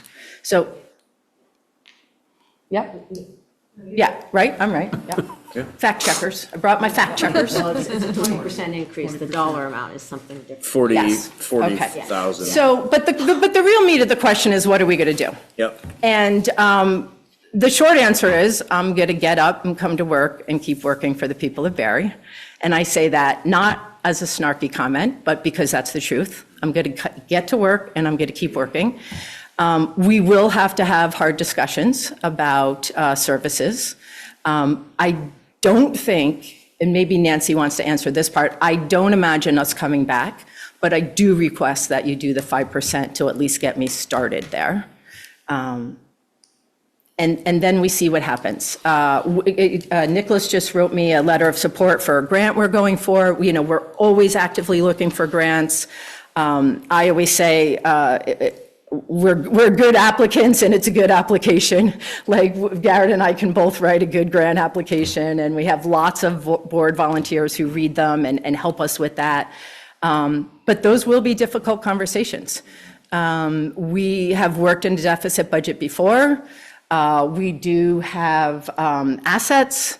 There are, different possibilities and scenarios that we will continue to work through.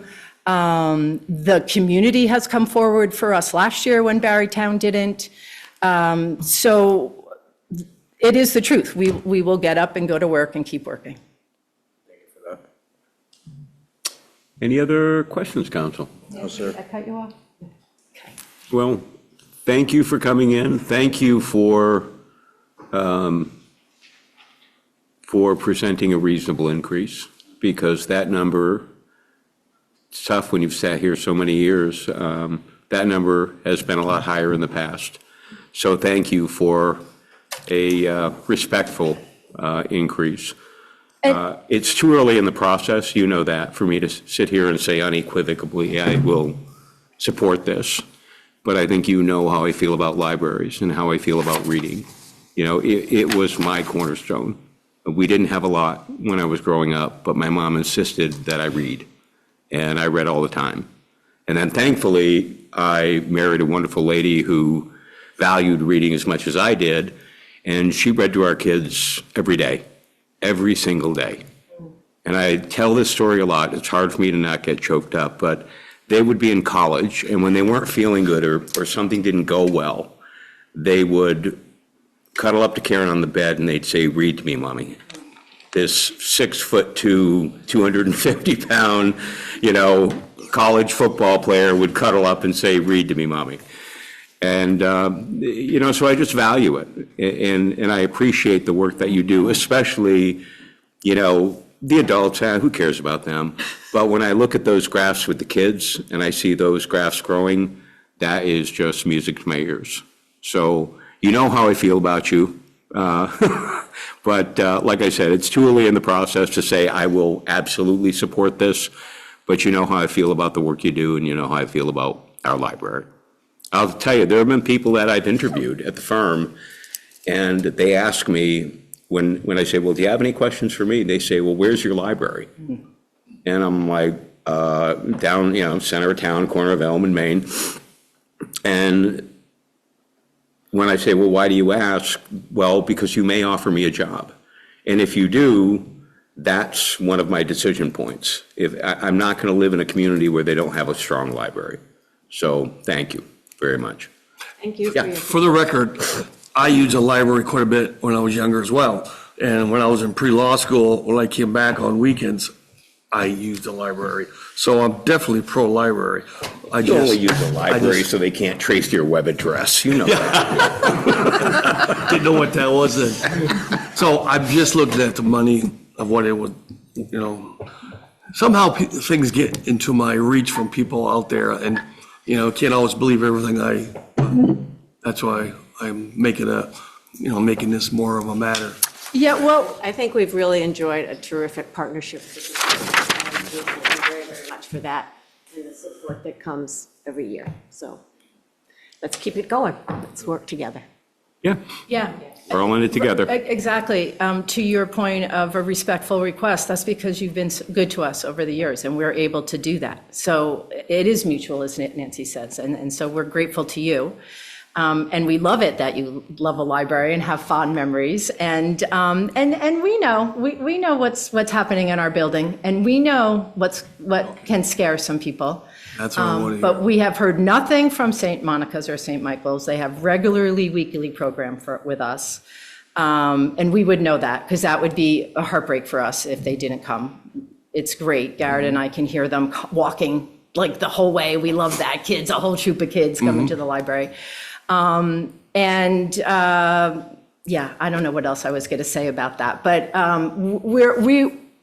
Garrett and I work in an office where the door is always open. We're in the building every day. That's part of the arrangement with a director and assistant director. One of us is always there. We are on top of that building and on top of what we can control, and we're proud of that. And we're making it work, which is a little bit of a trick sometimes on a day like today. Thank you. Thank you. Thank you. Okay, council, next up is Barre Area Development. Josh, how are you? Pretty well yourself? Anyone going to join you, or on your own? I'm on my own tonight. Yeah, it looks like they got your back, though. Not really. Steve would be here, but he's doing budget stuff in Northfield, right? Josh Jerome, Executive Director for Barre Area Development. And for those of you out there who don't know what BADC does, we were a nonprofit that was formed in 1961 and act as the principal economic development entity for the city and the town. We're focused on promoting economic development, attractiveness, and vitality of the greater Barre area through private sector and municipal investments in retail, commercial, and industrial sectors. I should classify like this last year has been a year of transition for the organization with a new executive director, myself, who came on board in May after approximately 8 or 9 months of an absence of a full-time executive director. And I think Carl, who's back there acting as the interim director to get us to where I could come on board. We also have a new board president, Steve. He transitioned over into that position this year, and so kind of both of us new to the organization, but certainly myself not new to the community or of what the history of BADC has been in the community. But this past year has been sort of focused on this transition. And re-engaging with the business community, establishing relationships, rebuilding relationships, and really focusing on the known projects that were already sort of in the pipeline and coming up this past year, such as the Prospect Heights project, the 143 North Main project, and the CDBG applications in partnership with the city. Really, we wanted to reground in the community and just sort of like reassess what we should be doing so that we can better plan and implement initiatives in the future. And so, I would say I think we had a pretty successful last year, and I'm happy to be in the community and working with all of you on the projects and with my board in Barre. Next slide, please. Right there. Thanks. Some of the other services that were provided here as I got to go out and meet business owners, property owners, is sort of like building assessments. Somebody would call me up, hey, I got this space, it's available, what do you think? Can you come look at it? So I've got a lot of calls. We toured about 47,500 square feet of commercial space in the community.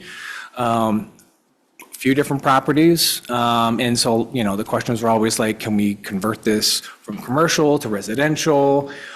What about mitigation? What do you think?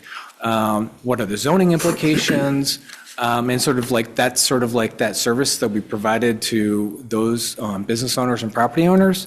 And certainly like that will continue to happen. I enjoy that, and that's part of our duty, of our work. I also provided technical assistance to individuals who reached out who might have a business idea or an existing business who is looking for support, whether that's like financing or, they want to grow, they want to look at another space to move into. And so, we provided that technical assistance. 3 individuals had reached out about starting up a business, and 3 businesses had reached out wanting to talk about space needs, business development needs, that kind of stuff. And again, like that level of technical assistance comes naturally for me. It's what I had done at Community Capital Vermont as a loan officer, and will continue to do that.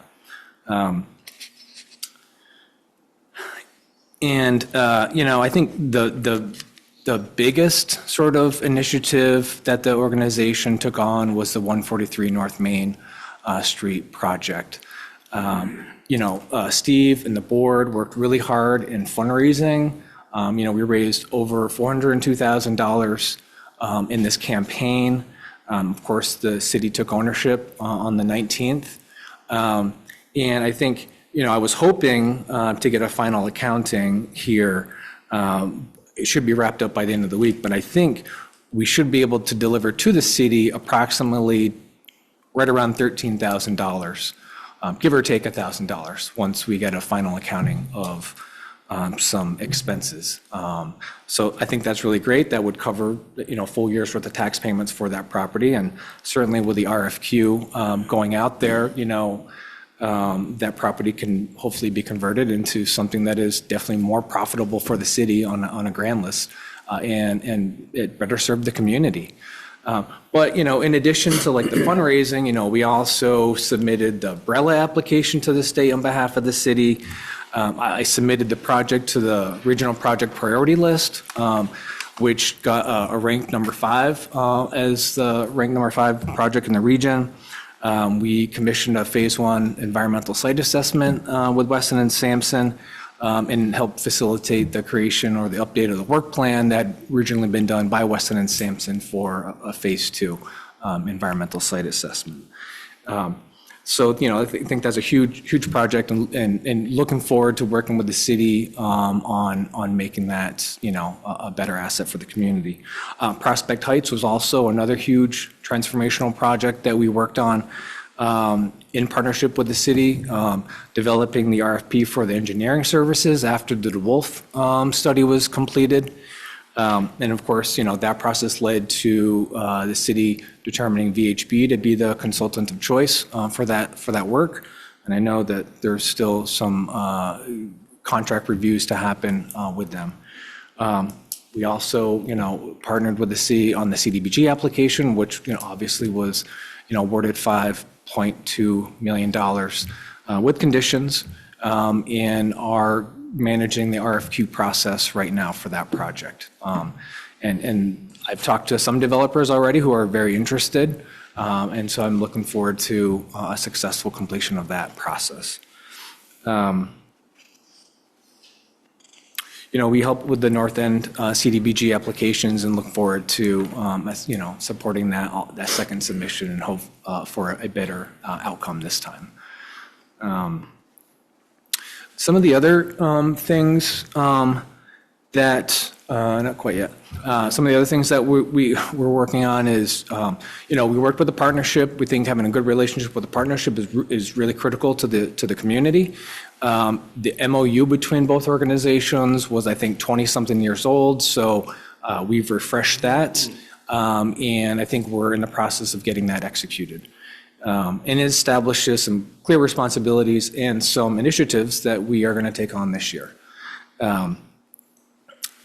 are working with the partnership again on a marketing initiative with WCAX this year, and we are going to be meeting hopefully with the production team there in the next few weeks, and scheduling that initiative. It's supposed to be a 5-month process, but it'll be spread out throughout the year to get maximum impact. Some of the things, that I need to do better at, because I'm not perfect by all means, and it's social media and technology. It's just not one of my strong suits. And it's something that I really struggle with because I don't like social media. I think it's poison.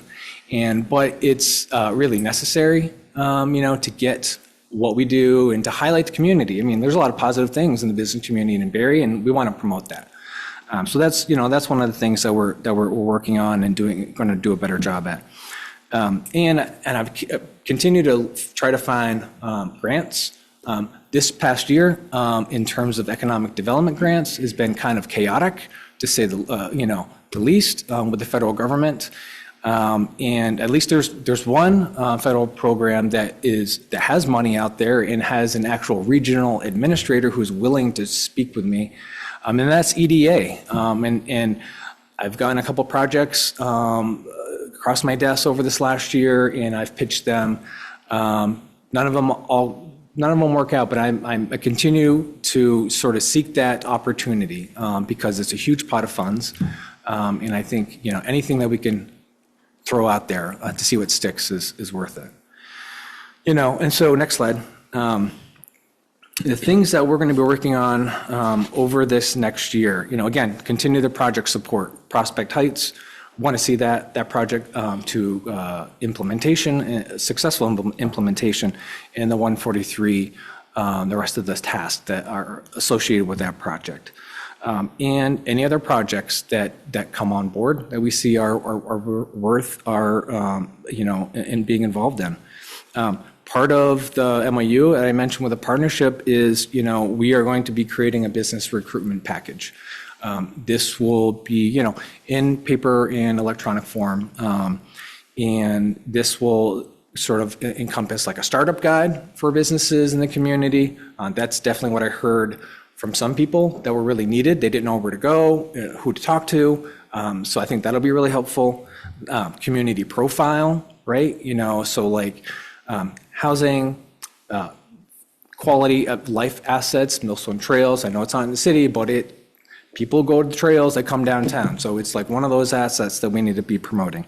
And a market profile, right, of the retail environment, commercial spaces that are available, because we have quite a few. We are investing in our website.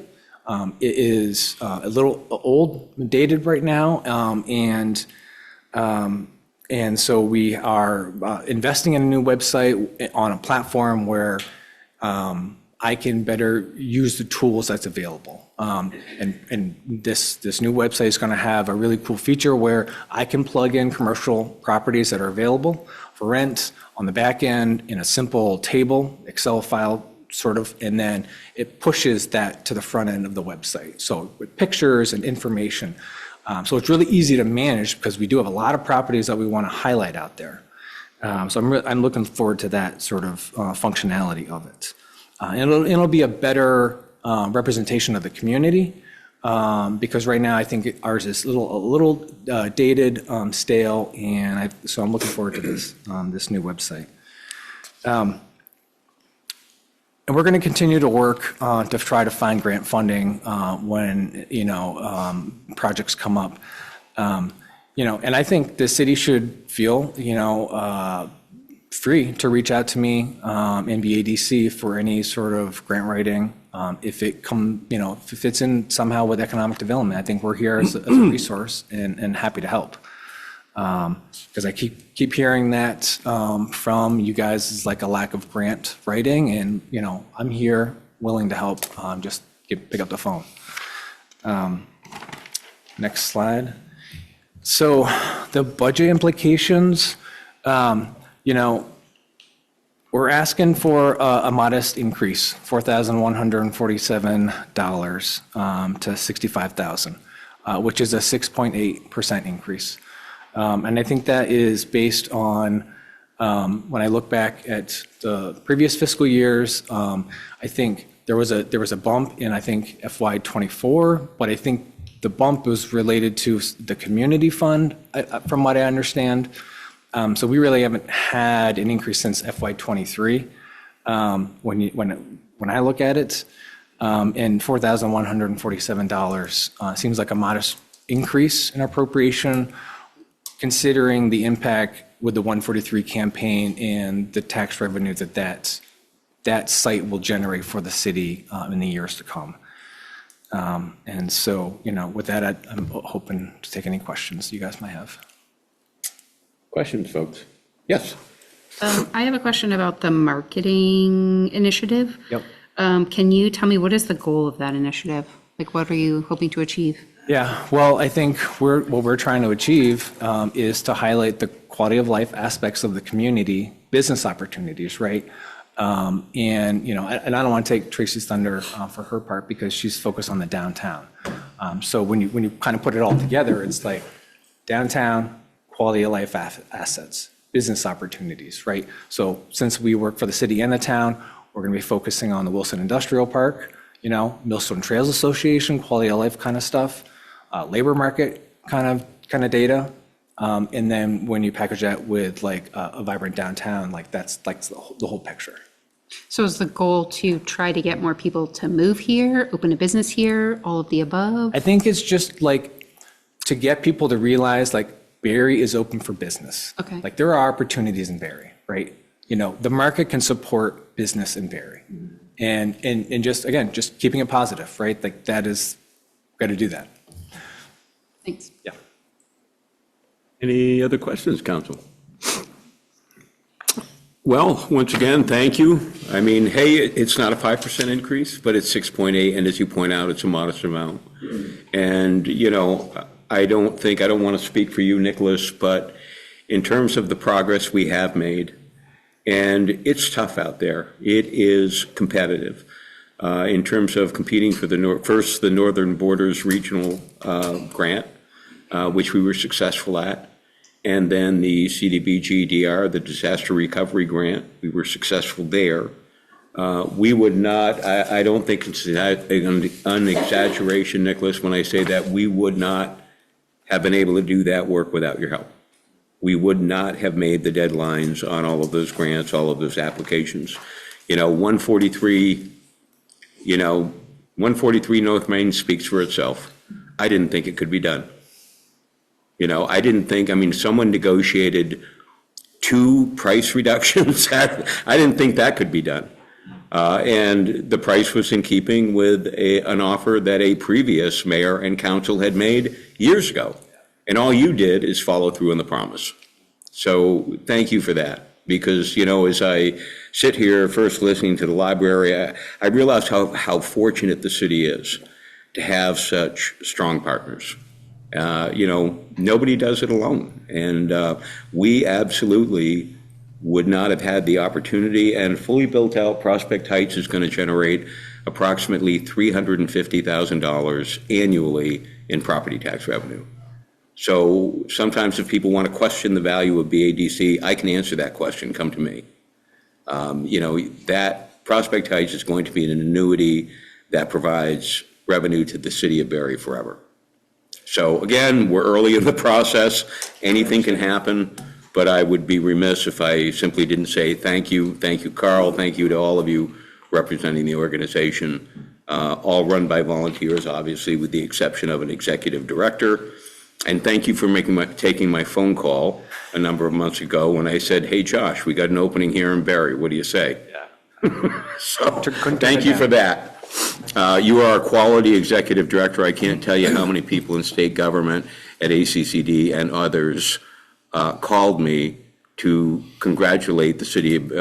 They were saying the city of Barre, not BADC. Sorry, guys, on being able to land you as an executive director. Everybody called me, but the mayor of Montpelier. I'm not quite sure why.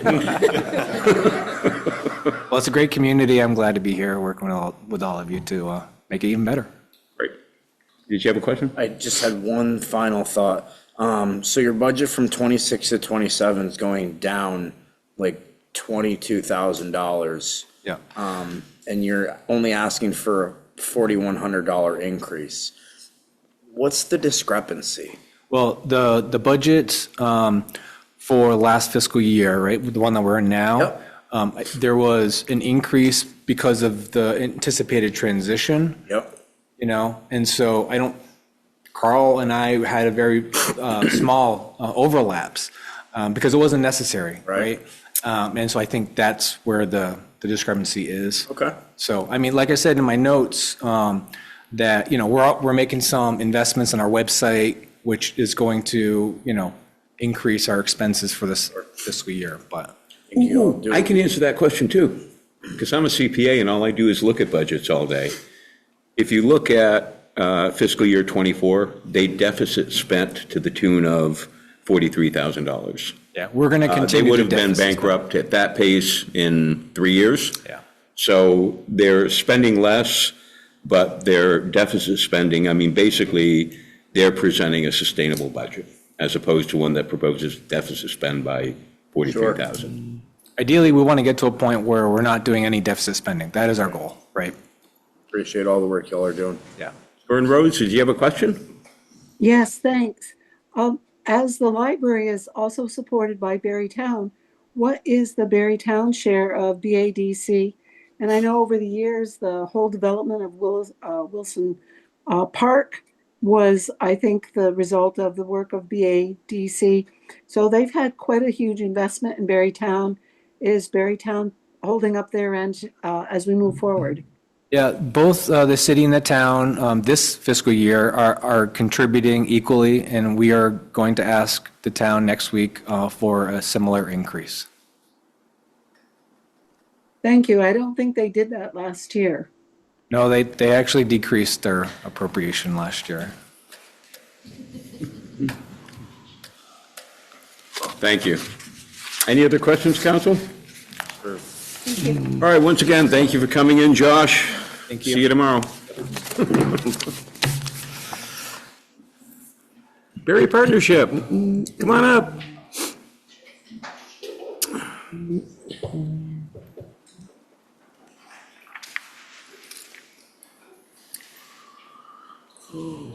Just watch the chair. I know, I know.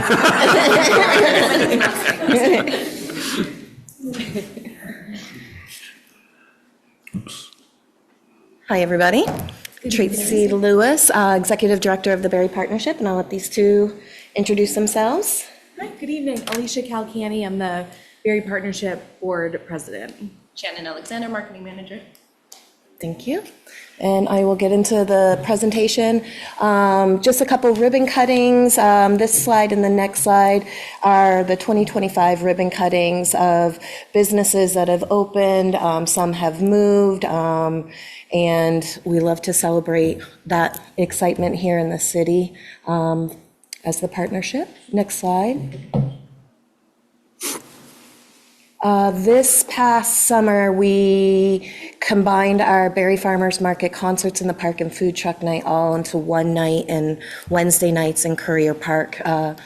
After COVID, we had separated the farmers market and the concerts and food truck night, and we had moved the farmers market several times.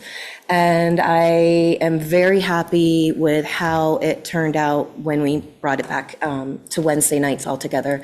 With the next slide, you can see the difference of the stats from the farmers market. 2024, we had about 18 vendors. Now, when I say 18 vendors, that's how many signed up. They weren't always there every week. We have some that come weekly, some that come just sporadically throughout. Our winter market supported the Old Labor Hall. We have the same offerings, the EBT, Farm to Family, and Crop Cash. With our 2024 sales, it was $9,579. 2025 stats, we had 42 vendors sign up. Combining that market with food truck and the concert was just huge.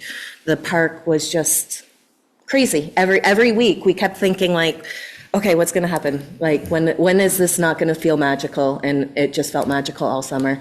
And the numbers reflect that $33,794 in sales in the 2025 year. So we are looking to continue that in 2026. And just a quick note, our 2026 Winter Farmers Market has moved to the Barre Social Club. We have upped it to two nights a month rather than one night a month. And Last year, I think we had 12 vendors signed up for our winter market. This year, we have 24 as of right now. 2 weeks ago was our first market. We had 13 vendors. The vendors that have come right along just said how amazing this is turning into. So I'm excited. We have another farmers market tomorrow night, 3:30 to 6:30 at the Barre Social Club. So if you're available, stop in. Next slide. 2024 stats for the concerts. Because we joined it with the farmers market, we had to add a few more weeks, which wasn't a bad thing. So we supported a few more bands, 4 in total, different businesses and food truck vendors as sponsors. Every year, that list of sponsors changed a little. We have some that are always sponsors, and then we have some that come in different every year, which is amazing. I think previously I was always worried about getting sponsors, and now even adding that 4 weeks, it wasn't a problem finding sponsorship. And then we definitely had more in attendance weekly, on a weekly basis at that event. Heritage Festival is our next. This past year, we part of our vibrancy grant funding, we did do the light show. It was an amazing thing when it did happen. There was a little fluke in the starting time, but these are photos that Shannon has taken that just shows the people coming out to the different events here for the Heritage Festival. And then the next slide, we wanted to get feedback, and it might be too small for you to see here, but we asked the age group, how often do you attend events? Who did you come with today? Did you visit any restaurants or stores? Did you spend money? Would you come back? Do you feel like these events support our business community? And for the most part, everything was very positive. They plan to return within the next month to do dining and shopping or services. A lot of the way they hear about it is social media, which is big for one of my slides coming up. So I thought it was important to include this feedback, and I want to plan to do this every year with every event that I do, just to get feedback from the community. Can I ask you a question? I love this information, and I was curious, was this from the Heritage Festival? Mm-hmm. Oh, okay, because I didn't say. I was wondering if it was every single. No, this was just right after the Heritage Festival. Okay. So I will be putting it out for more events as this year goes on, but cool. This one was specifically for the Heritage Festival. Okay, thank you. Mm-hmm. Next slide. Next slide, okay. Quarterly business socials, we do them quarterly. We've been doing them at the social club. We invite different partners to come in. Josh has been in to give kind of an economic update. It's just great to talk to business owners. Maddie from Slowpoke comes in super excited with all kinds of ideas. So working with different business owners to bring new ideas to the community it's a great event that we put on. Next slide is about our new resident socials. We did 2 of these in 2025. The first one in the spring and the second one in the fall. After the spring one, we worked with Lovejoy and Nick at the social club and added in a few more elements. And we are going to be working with Montpelier Alive to do more of a Central Vermont resident social here in 2026. I'll be meeting with them tomorrow, actually. We handed out our welcome guide that we have done in the last couple of years and keep that updated. I also hand out a list of businesses that are open, restaurants that are open, and then we open it up and if they have questions or where can we go for this. It's a great event that I'm really excited to keep putting on. Hi, Beth. next year when you're doing that, could you invite the council to come so that we can connect new residents with the political side of Barre? Definitely. Thanks. Can I ask a question? How do you advertise for that? So we did a social media post. Lovejoy put it on Front Porch Forum, and there was one other thing that she did. I also run a local property management company, and so I put that in all of our new welcome bags and put it out to all of our Barre residents as well. Yeah, that's what I was thinking. I was wondering if like real estate agents could I like, sent it hey. to all real estate Oh, good, agents. cool, I cool. sent it to the banks. I sent it to lawyers that do property. So I did send it out to quite a few in email. Reddit was what Lovejoy had put it on.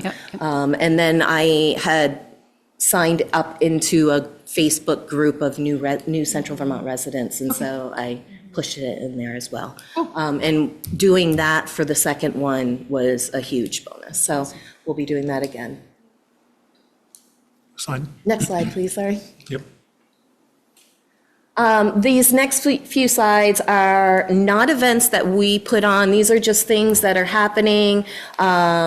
It's something that we either get asked to go and take pictures of, or Shannon or I will see something and think it's a great thing to promote. And so you can go quickly through these. I think there's 4 slides, just pictures of things happening at the BOR, the auditorium, the Barre Elks, Main Street, the park, businesses, just all different things. And then the next slide will go into and show that Shannon took, well, wait, we don't know exactly how many she took, because when she tells someone that she's taking one more, it's usually 6. And then, but she did format and upload 1,257 photos to our 2025 album. And those are things that we use to promote on our social media in any of our advertising. And I guess better to picture that, it's usually 10 to 20 photos per event, so you can do the math. It's a lot of events. I'm happy to be at all of them. She's running sometimes. But I've said it since day one with Shannon coming into my office. Her pictures are just amazing, and I couldn't imagine doing it without her. So thank you. Next slide. I was recognized by the Spirit of ADA. I had been reached out by Hireability, and it was a win-win.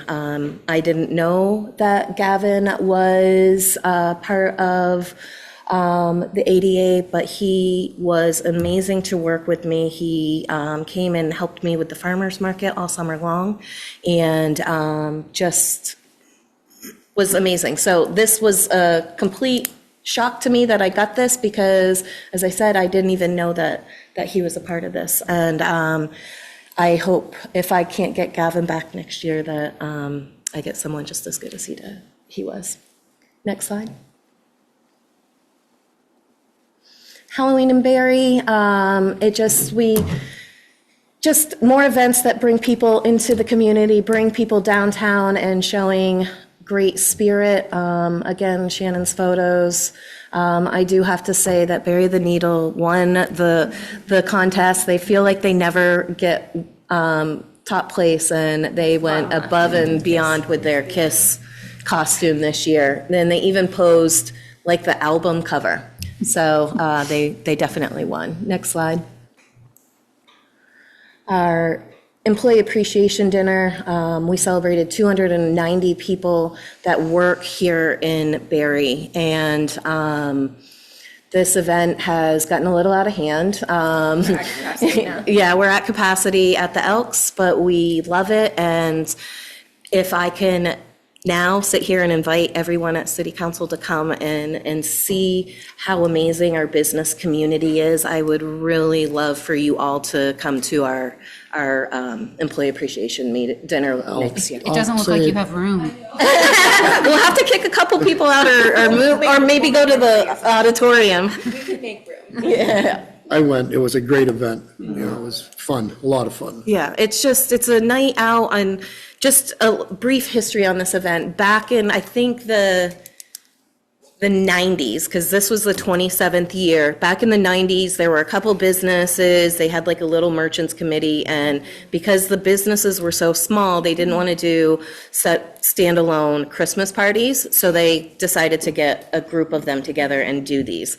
And I say this in my speech, but my very first employee appreciation planning meeting, Mary Jane was there, and I was asking all kinds of questions, and I said, well, how many people usually come? I'm thinking like, it's got to be a huge event. This sounds fun. And she's like, about 75, 80. We're hitting 100. We're definitely hitting 100. And she told me to calm down. And we hit 100. We had 111 that year. And each year it has grown. I think the people that come just have so much fun. And it's something great that the business owners can provide for their employees, and the employees get to come and enjoy a night. They're networking, they're talking, they're having fun. So it feels like a big extended family reunion, or something that has that energy. And there's a lot of people that are like third cousins that don't really know each other, but then they get it's really special. Yeah. So we made it very affordable too over the past few years. So I mean, that certainly helped my organization be able to invite everyone and not feel that we had to leave people out. So I think that was a huge aspect of it. So again, it's usually the first or second week of November. So I will. Right before deer season. Right before deer season. We can't be during deer season. It's got to be after Halloween. But yes, the invite stands. So next slide. The Small Business Saturday and Light Up the City. I first want to thank Nicholas for making a department head day of putting the lights up in City Hall. I don't know if the department heads want to thank me for that. It was cold, but those lights in City Hall during the darkest months are just beautiful. And I think with the lighting at the Opera House and having them come to the event was a huge thing. We had Cupid back and, music, and it's just a magical evening. And so, Nicholas, thank you for doing that. And also the light up process was a little harried, I think, for a moment, right? You got locked out of the building Yes. trying to. we were keeping that up and down. Sorry, I thought it was really My key wasn't working for that door, and that's the only way into the building. So yes, And it was, I had it was him a on moment of speaker, panic. so he was like, I was going to have to tell you to hold off, and I don't think I would have heard him. We just would have not had lights. But it was a magical night like it always is, and just love doing it. So thank you again for helping that. That was great. Next slide is the Maryberry Holiday Craft Fair. So I took this over. I think this was the 4th year. We had 110 vendors showcased, over 6,500 shopping from around the state.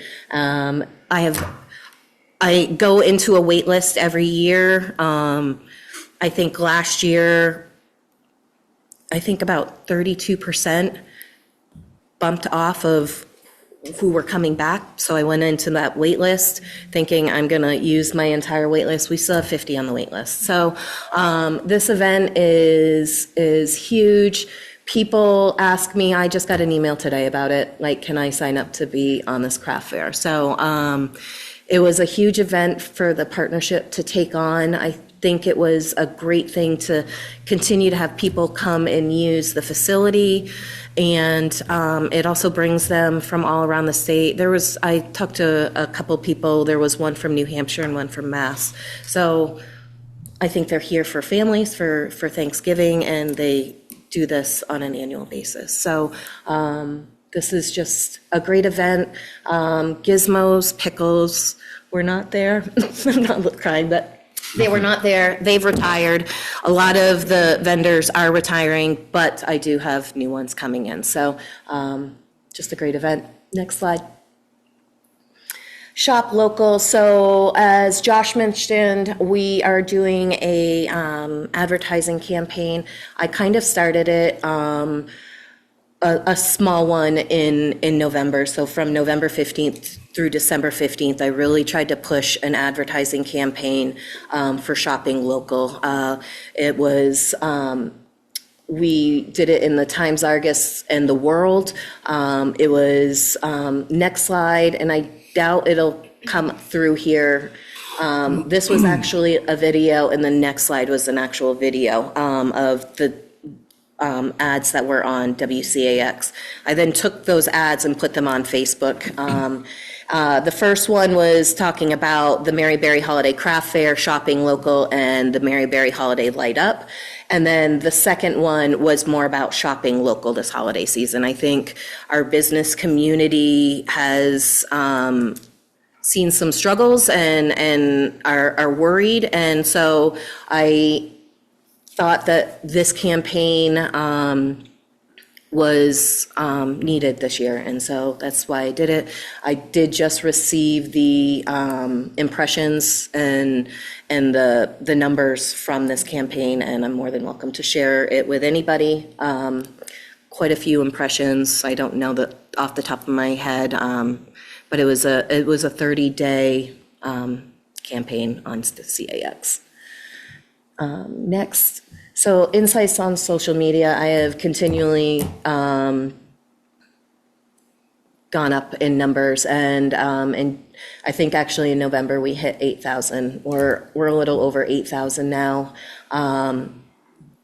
We have the insights that I have, and I didn't put it on a slide. I was looking at it today.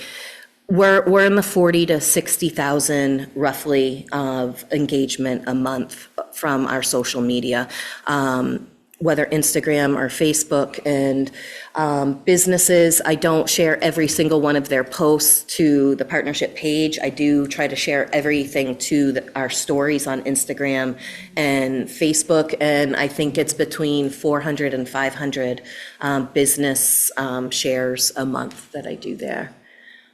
Next slide.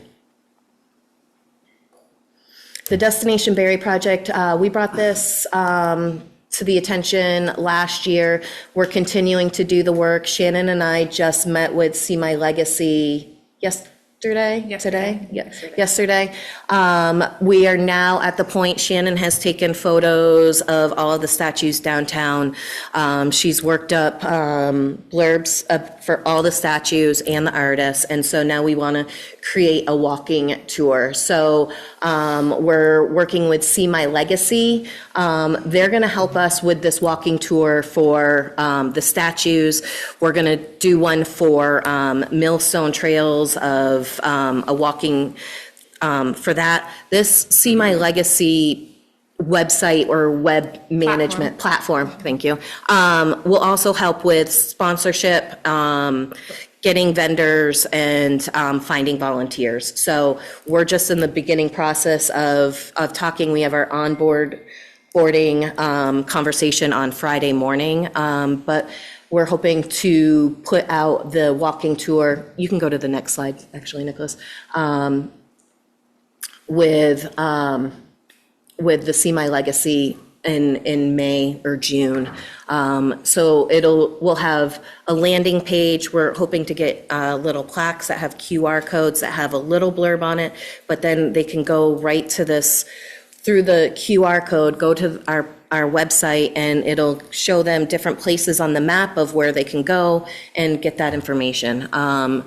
So we're not the only downtown organization. Bellows Falls has done it already, and there's several other designated downtowns that are also getting on board with the same platform. And it's actually a lot more versatile and expansive than I originally thought. We had it in mind for this virtual walking tour originally, but then you can also set up temporary campaigns. So last year, Wilkins Harley Davidson did a wing crawl. So we can put up temporary campaigns that give you they can go to any QR code or advertisement and see all of the temporary events happening that we want to upload. And it's really so we can help support, the businesses that are doing things here in the community with this platform. So when we discussed it, we have unlimited access to as many campaigns, as many events that we want to do. So we're excited.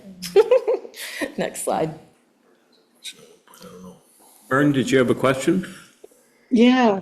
Tracy, are you being able to work with the Granite Museum and collaborate with them on this destination platform? Yeah, we have a lot of collaborators that we're planning on working with. We have a committee for Destination Barre right now, which is rather small. And as our phases continue, we want to bring in more partners and collaborators because we know the tourism is on everybody's minds, especially after the tour buses.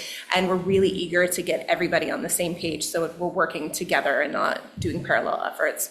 That's terrific. And, the Heart of Barre is now in the library, and I think that's going to be something worthy of stopping by to see. Yes, I agree. Thank you. Thank you. So this next page is. You want me to put up the updated one? Yeah. Let me see if I can. And I did email it out. Okay.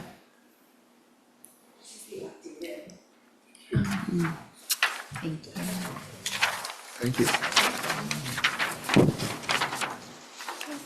Thank you. Hey, how are you? I'm well, thank you. I have it. I have one as well. Thank you, Alicia. That's fine. So, this updated one shows the actuals, and we can go through it. The approved from the city was 72,100. Our fiscal year is a little different than the cities. We go on a January fiscal year. So we've asked for a 3% increase from the city. We're actually asking for a 50% increase from the town of $2,500. They give us a very minimal funding just because we are the designated downtown. They seem to think that they could fund us a little bit more after last year's presentation. So I'm jumping up with a $2,500 ask from them.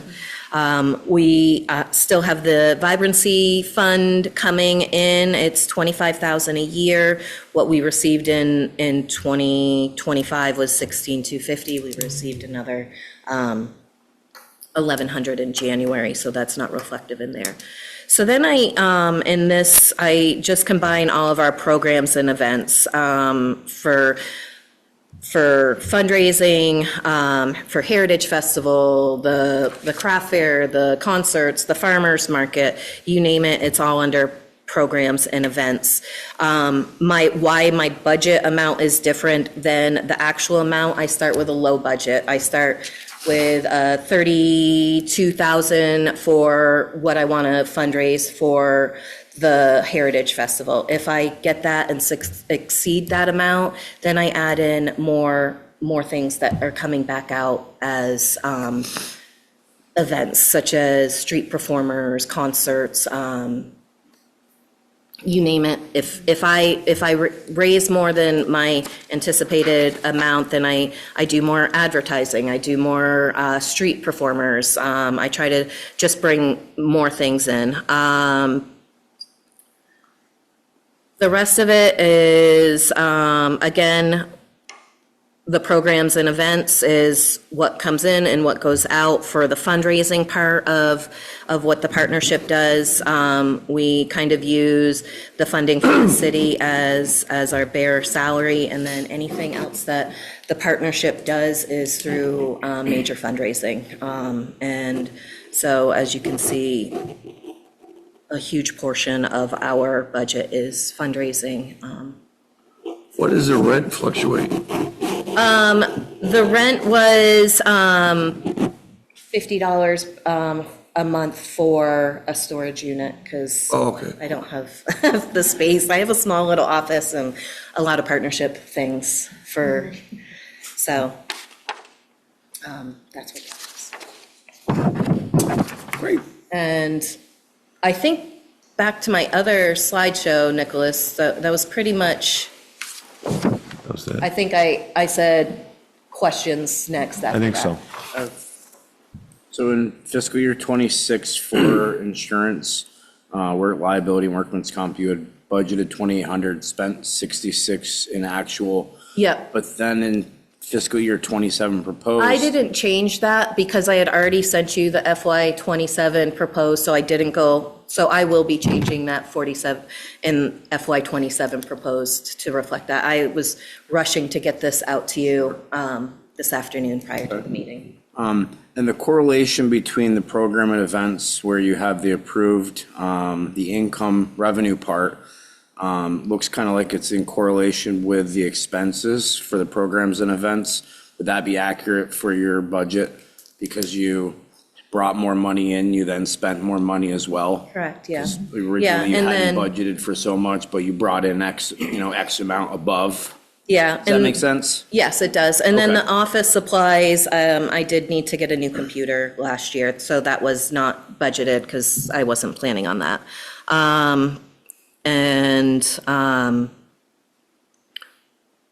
Yeah, I think, yeah, I do have to fix the insurance, the liability. I think my previous one just had the liability in here and not the workers' comp. So when I asked the bookkeeper for numbers today, I saw that, and so I put that in to get you the actuals for this evening, and then I can adjust the FY '27 after this. I appreciate you putting this together, and I like to see the correlation between the revenue and the expenditures for the program and events. Yeah. To see that you're spending out as much as you're taking in and making sure that community vibrancy is happening. I personally feel like you're doing a really good job with responsibility for your budget, and this looks really sound, and I appreciate it. Thank you. Yeah, I feel like if I get surprised and I get extra funding, it's just fair to give it back in extra entertainment or whatever I can do. Whatever the partnership brings in for funds goes back definitely to the community. Yes. Quick question about this budget. When for revenue for FY '26, you had 217,000, and then your expenses were 229,925. How do you cover that difference? So because I have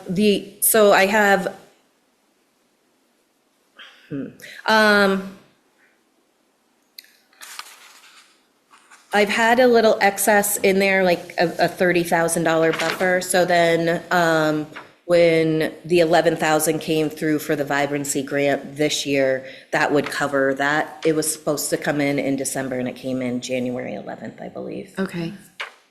Are the grants included in this? Yes, I see that they're in there as revenue. Okay.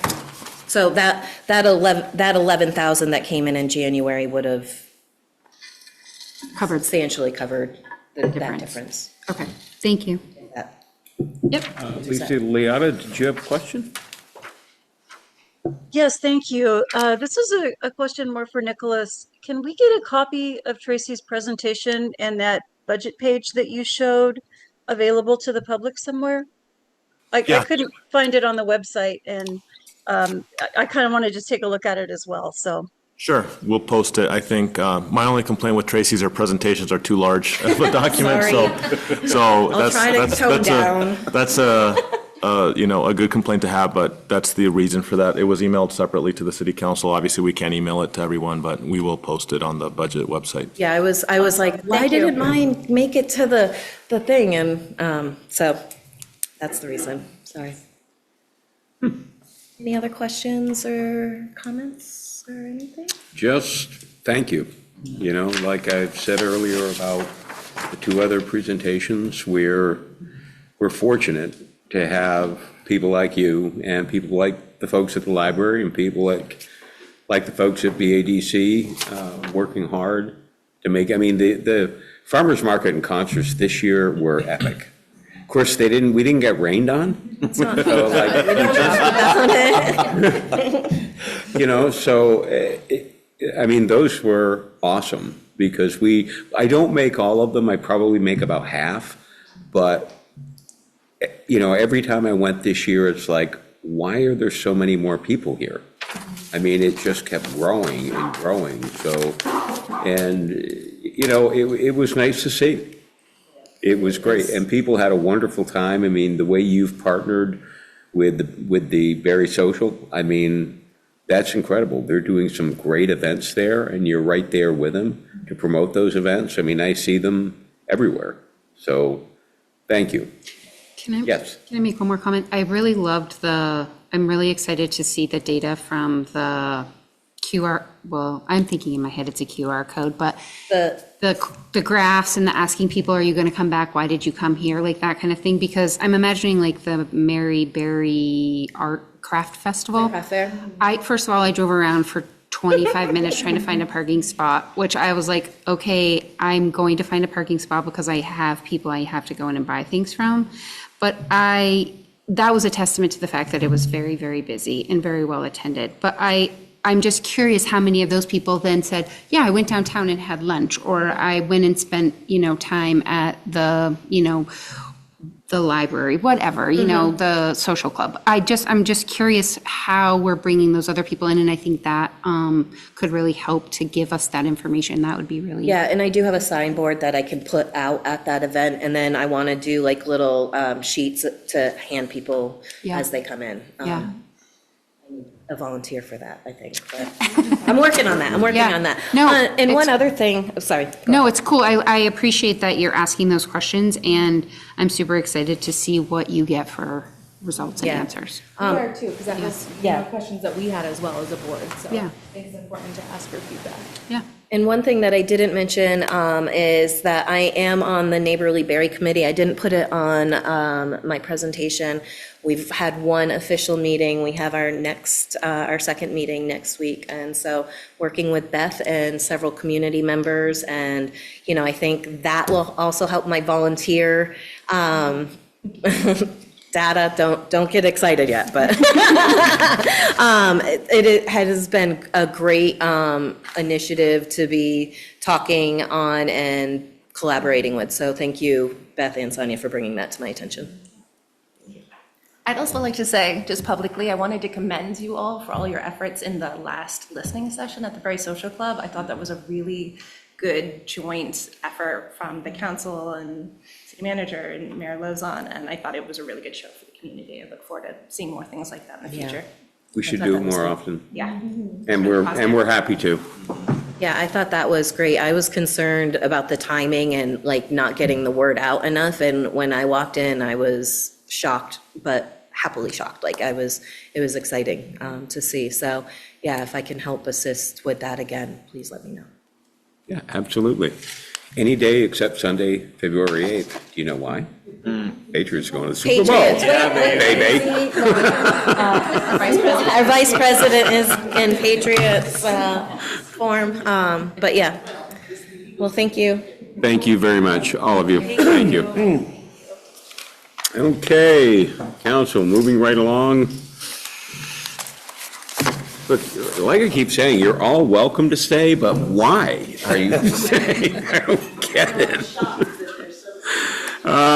Council, we will move right along to authorize the retention of the Semper Bond annuity transfer in the general fund. You had a memo regarding that item in your packet. I think that fully explained it. If there are no further questions, a motion would be in order. Thank you. Moved and seconded. Is there any discussion? Hearing none, all those in favor of the motion as presented, please signify by saying aye. Aye. And those opposed, thank you very much.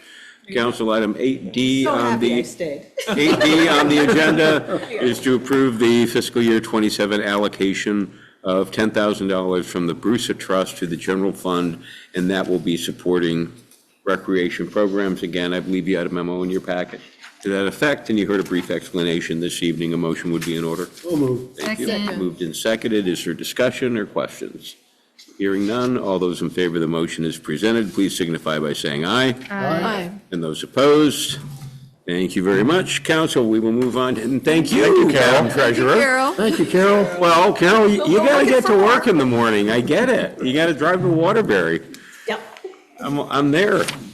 Council, item 8E on the agenda is our flood resiliency plan update. It has Councilor Guston's name on it, but obviously the manager will be pinch hitting in her absence. Let's see. Maybe. Let's see if I get it pulled up here. Good faith in you. Why is it not coming up? All right, it's there. You got it there. Let's see if it can come up here now. There we go. Thank you, Mayor. So yeah, this is a pretty quick update tonight. We knew we had a packed agenda, so we had sort of a lighter update on the flood resiliency plan. The plan section we're covering tonight is communications upgrades, and this primarily relates to how we communicate with residents. And this has really been a lot about our regroup efforts, and how it's good to have this in the plan so we can keep revisiting it, making sure that we are providing timely information, and if there's ways we can improve, we certainly want to do that. So tonight the update is about regroup updates specifically, but as Councilor Gustin notes in the presentation, it's the main way we communicate with people now, but we also engage with residents in other ways. We talked earlier tonight about the budget survey, which may be an example of how we're not engaging enough since we're getting those few responses. But I did have a thought about the budget survey, and that is if you could send something out on regroup tonight.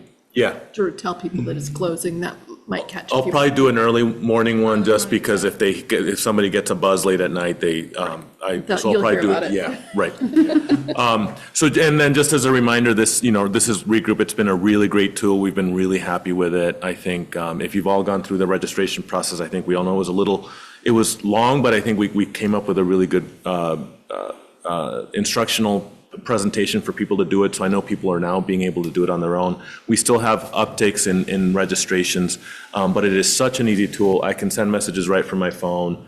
And so if I'm not at the office, if it's on a weekend, whatever the case may be, it's really great to just be able to send those out immediately from wherever I may be.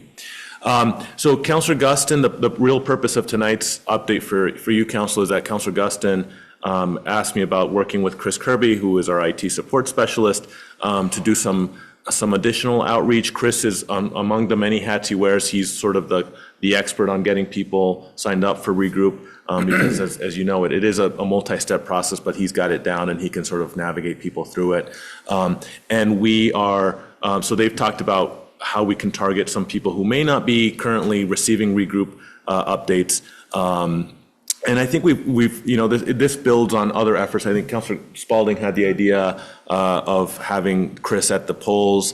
We're going to continue that. That was a really great, he reached people that way. He signed people up himself and he gave people information on signing up. And so we know there was an uptick after that. So we know that it worked. One thing that we've talked about, and Chris and Councilor Gustin have worked on is starting to roll out the feature about phone calls, right? So we know that regroup allows for those phone calls to happen. The reason we haven't made that feature available for people now is because the way our contract works with regroup, we do pay by the number of calls that are made above a certain cap. And so I think 250, I believe, is the number. 250,000 calls are included, but that's like individual calls, right? So if we had, what we were worried about is if everybody signed up for the call and we had 2,000 people signed up, we could very quickly reach our cap. So we want to keep the calls limited to Barre City residents, right? Right now, anybody can sign up for it now. If you live in Barre Town, Orange, wherever, it doesn't cost us a dime. But the calls, since they do have a cost potentially associated with them, we want to make sure those are Barre City residents who need them. We don't want to be subsidizing that for somebody out of town, right? So that's where this idea is coming from, of having some more direct engagement with residents, making sure we are validating residency. So if we're doing a senior, if they're attending a senior day or programming at the library, that they can advertise it that way. They can make sure it's somebody who lives in Barre City. If they don't live in Barre City, that's fine. We can try to find other ways to get them connected. But we want to start making that feature available to people here and people who could really benefit from it. So that's one of the main goals of the outreach that Councilor Gustin and Chris are working on. Just thinking about the library and the non-resident user fee, would that be an option? If you were able to, charge them something? It would be tough. We'd have to invoice people for use of the app. I think our best bet is to guide them to the notifications portion of it, because it'd probably be difficult to track how many calls and when it triggers it. So I think we want to be, the fact that people can sign up now from Barrytown or Montpelier or Berlin is really helpful, because people work here, they travel through here, so we want people to have access. But when the cost component comes in, we want to make sure that we're trying to narrow it to those who live here. Who wants to get a phone call? So it might be yeah, it could be like No, I realize, okay, my mom would have to get a phone senior, call. yeah. But you can still control on your phone, like, I don't want you to call me. Correct. I just Right want now- text and Right email. now, the app, the way the app is set up now, everyone who has signed up today, through today, the only way they can get messages from us are through an in-app notification, right, which is the banner on your phone, and or an email. You can choose to only get the email, you can choose to only get the in-app notification, you can choose to get both. So the phone feature would be something that we only have the ability to, Chris would have to go in and basically authorize it himself. And yeah, it would be for someone who maybe doesn't have a cell phone, which is right rare these days anyway, but it's possible. Might be for someone who might have trouble reading the notifications. So we're probably talking about a pretty limited Or a senior who population. only has a landline. Correct, Yeah. exactly. Okay. So we are, so that's why we're targeting, the senior days. I think that's probably our our demographic who mostly use it. We are also trying to reach more and more people all the time. I know Chris went to the warming shelter this week. He didn't get any takers on the on-house population that was there, but he did sign up some of the volunteers. And so that was good. We like that.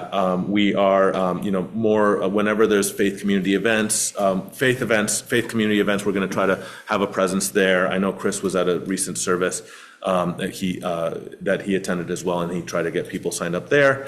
And so really the idea is just get more uptake on this. It's such a great system. The people who have used it have been really happy with it. And we really want, the key takeaway for you today is we're really working hard to roll out that phone feature, because we know it's in our tool belt and we want to use it. And we feel like we're at a point where we can start taking advantage of it. So I think that was it. Question, Council?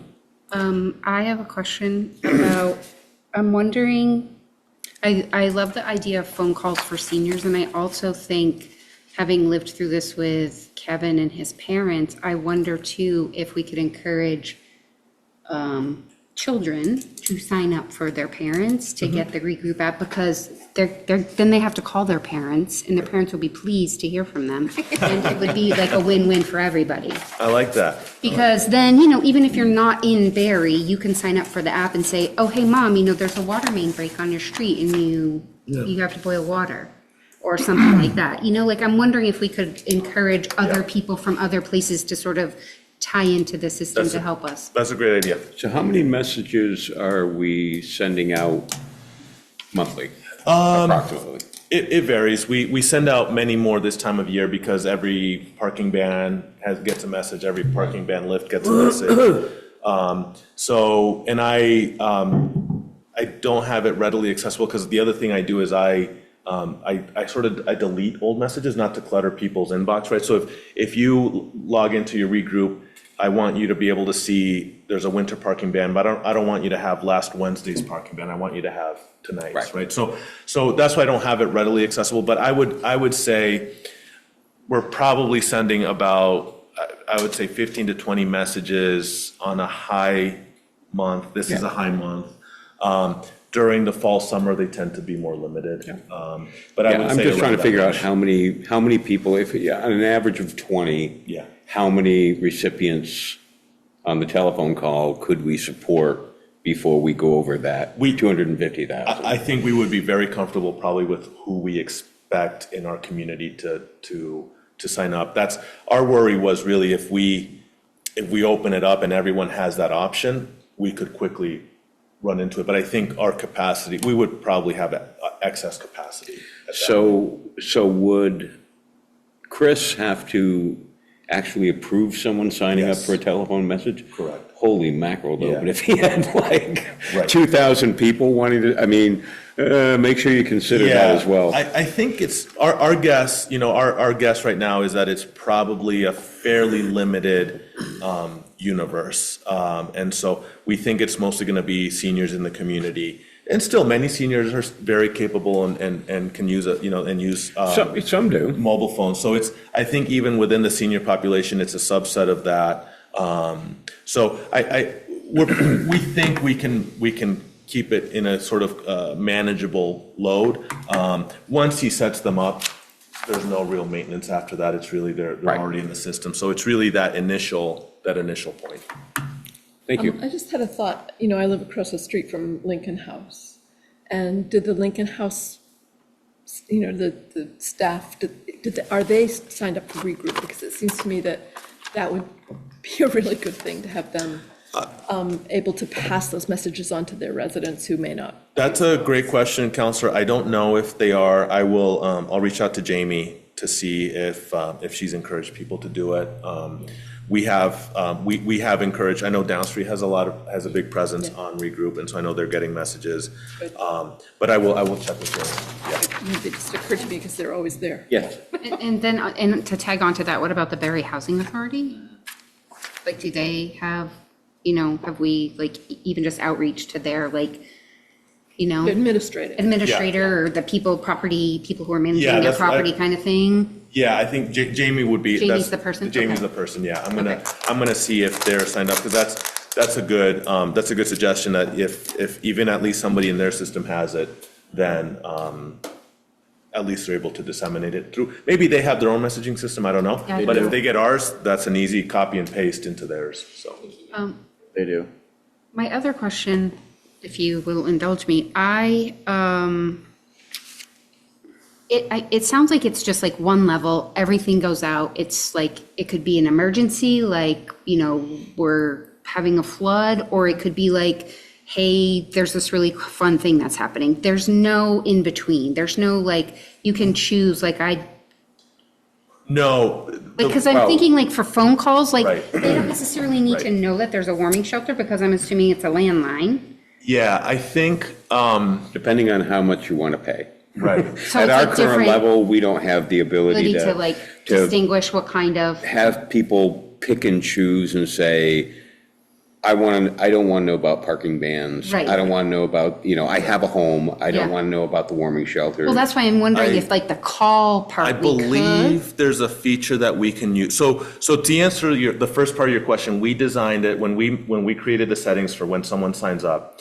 We very purposefully did it so that you cannot opt out of anything, because we want to be certain that when we send it, whether it's the budget survey, which is not life or death, or the boil water advisory, which is more serious, you're getting it, and that's sort of that. I think on the features, when I send out a message, I have an option for how the message is sent out. So I believe I would have an ability, if someone is only signed up for calls, if I don't check that box, then if you're only receiving the calls, if I say it should only be sent out through push notification or email, only the people who are set up for that will receive it.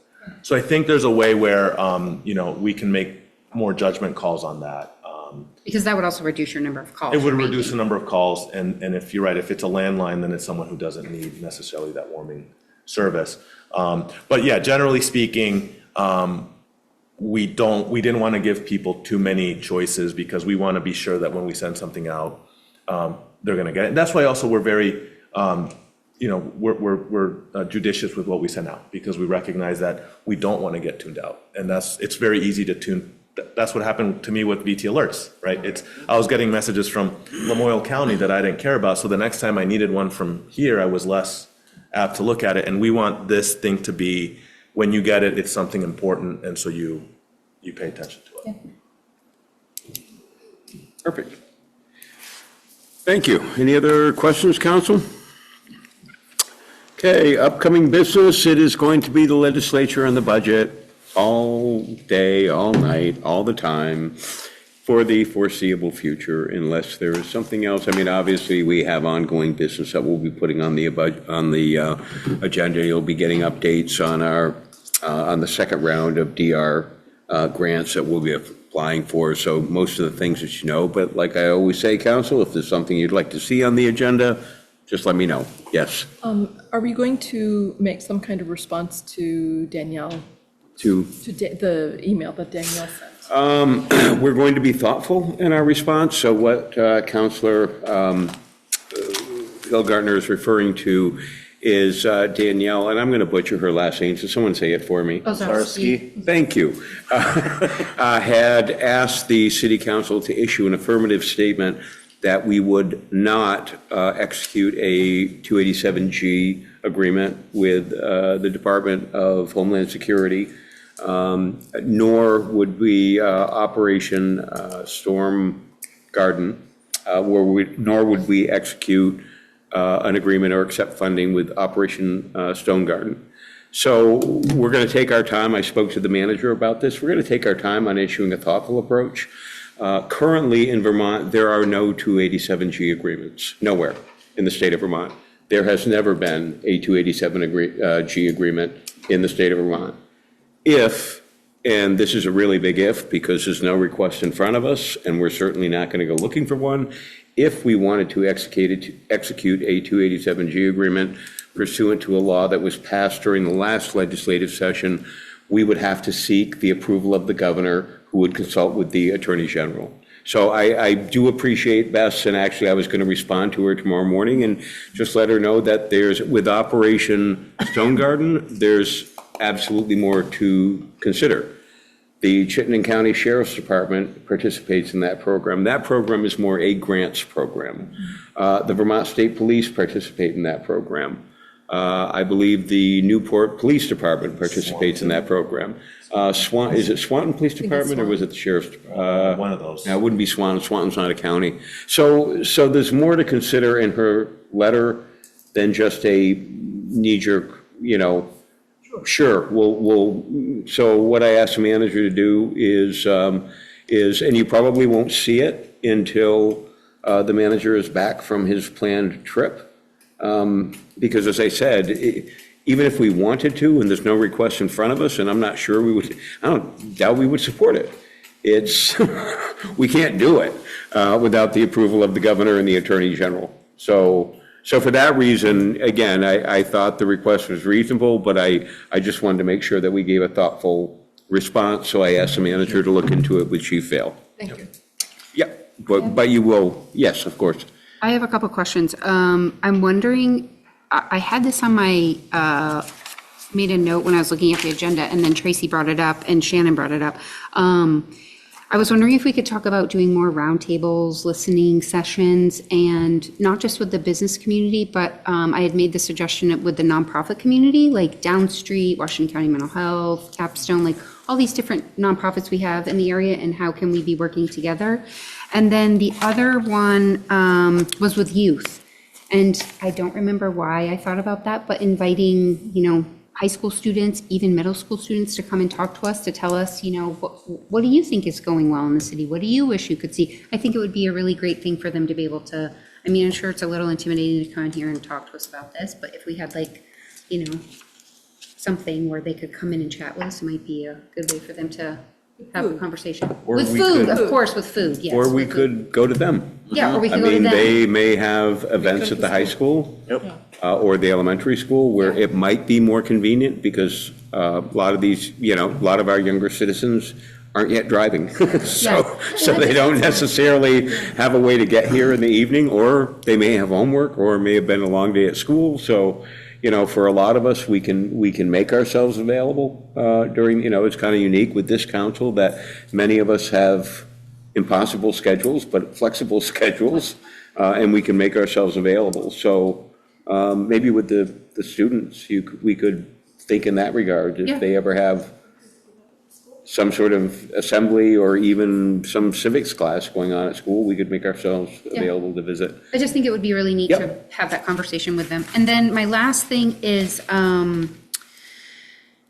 when we, for school board, every month we would have committee reports, and I wonder if it would be helpful, because I love hearing from BADC, I love hearing from Barre Partnership and the Aldrich Library, but we have people on the committee, on the council who are liaisons to these committees. And I wonder if like once a quarter. We could even just have the liaison say, this is what that committee's been working on. I want to tell you about this. So it's not just once a year that we're hearing from some of our partners in our committees. I could go either way on that.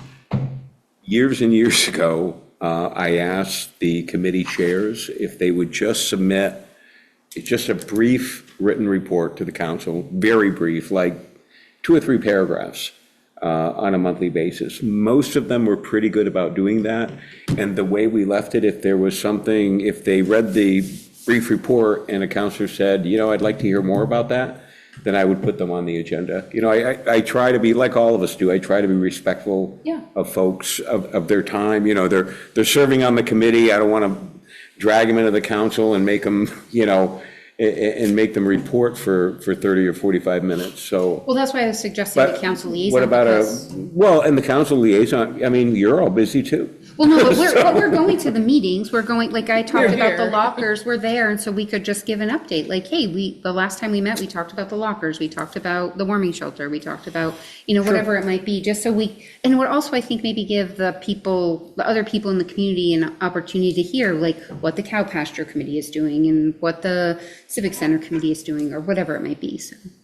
The minutes shoot me are an email there, and we'll but- work on it. Okay. And we'll figure something out. Okay. And maybe we could ask the chairs, would you mind reporting? And if you don't have the time, we could have the council liaison report instead. Perfect, thank you. Oh, you're welcome. Roundtable. Let's talk about Spalding High School. Girls hockey, I believe they're 9-1. They've only lost the 1 game at home. The boys have not been as lucky, but they've been playing some solid hockey. Both teams had a win this last Saturday in their doubleheader. They'll be back at the BOR on Saturday. So we talk about engaging our youth. That's an opportunity. This doubleheader starts at 3:15 for the girls and 5:15 for the boys. And really, if you're looking for an opportunity to mingle with our young people, there are lots of them. But I really like the discussion about us going to them, working in a school. We need more of our government in schools so they understand a bit more from a personal aspect, as opposed to just the educational book aspect. So great stuff tonight, and I'll pass it up. Thank you. I'll pass. Councilor Bertrand. I'm just wondering if maybe we could have Michelle come in sometime, maybe after we go through all the budgets. Yeah. She's done some really great things so far. Yes. And not just with programs, but, if you've been to the meetings upstairs at Alumni Hall, we've got chairs, we've got plants and little tables. Yeah. And It's phenomenal. she's done a great job. I think maybe just have her come in and give us all a little follow-up on what she's been doing. Absolutely. Thank you. Anything beats permits. Yeah. Councilor Spalding. I was to tag on to that, I did not go, but I drove by the sledding party, and as we were driving by, Kevin said to me, what is happening there? And I was like, it's a sledding party, look, they have like cocoa, and I don't know what else they had, and there was a bunch of people, and it looked like a really great time, so it was really neat, so I think that's great. I would love to hear more about what they're doing. Absolutely. Too bad we couldn't have an outdoor rink. That'd be nice. That's about it. We have one. Well, it's a little damaged right now in the north end, but listen, hope springs eternal. Council, thank you again for indulging me with regard to the letter to the governor. It's been tough, because let me say one thing let me be perfectly clear.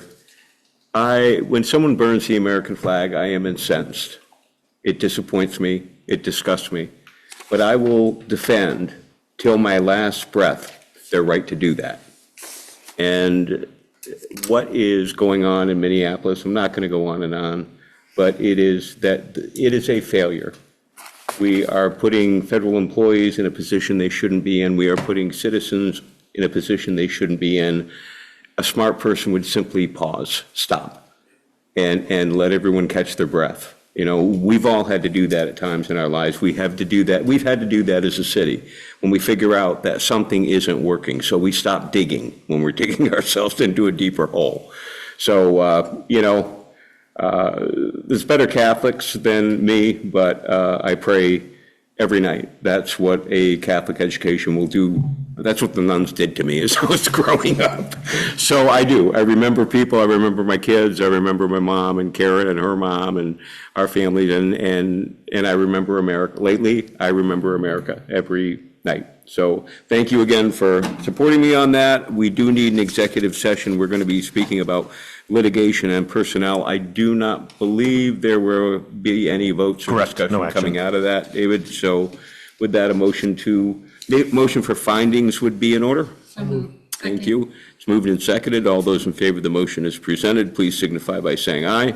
Aye. And those opposed, thank you very much. I'll need a motion to go into executive session.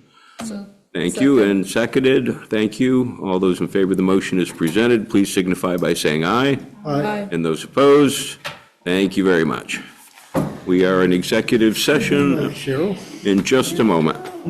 Okay. Okay, council, I would entertain a motion to exit executive session. So moved. Second. Moved and seconded. Is there any discussion? Moved by Councilor Hillgartner, seconded by Councilor Bergeron.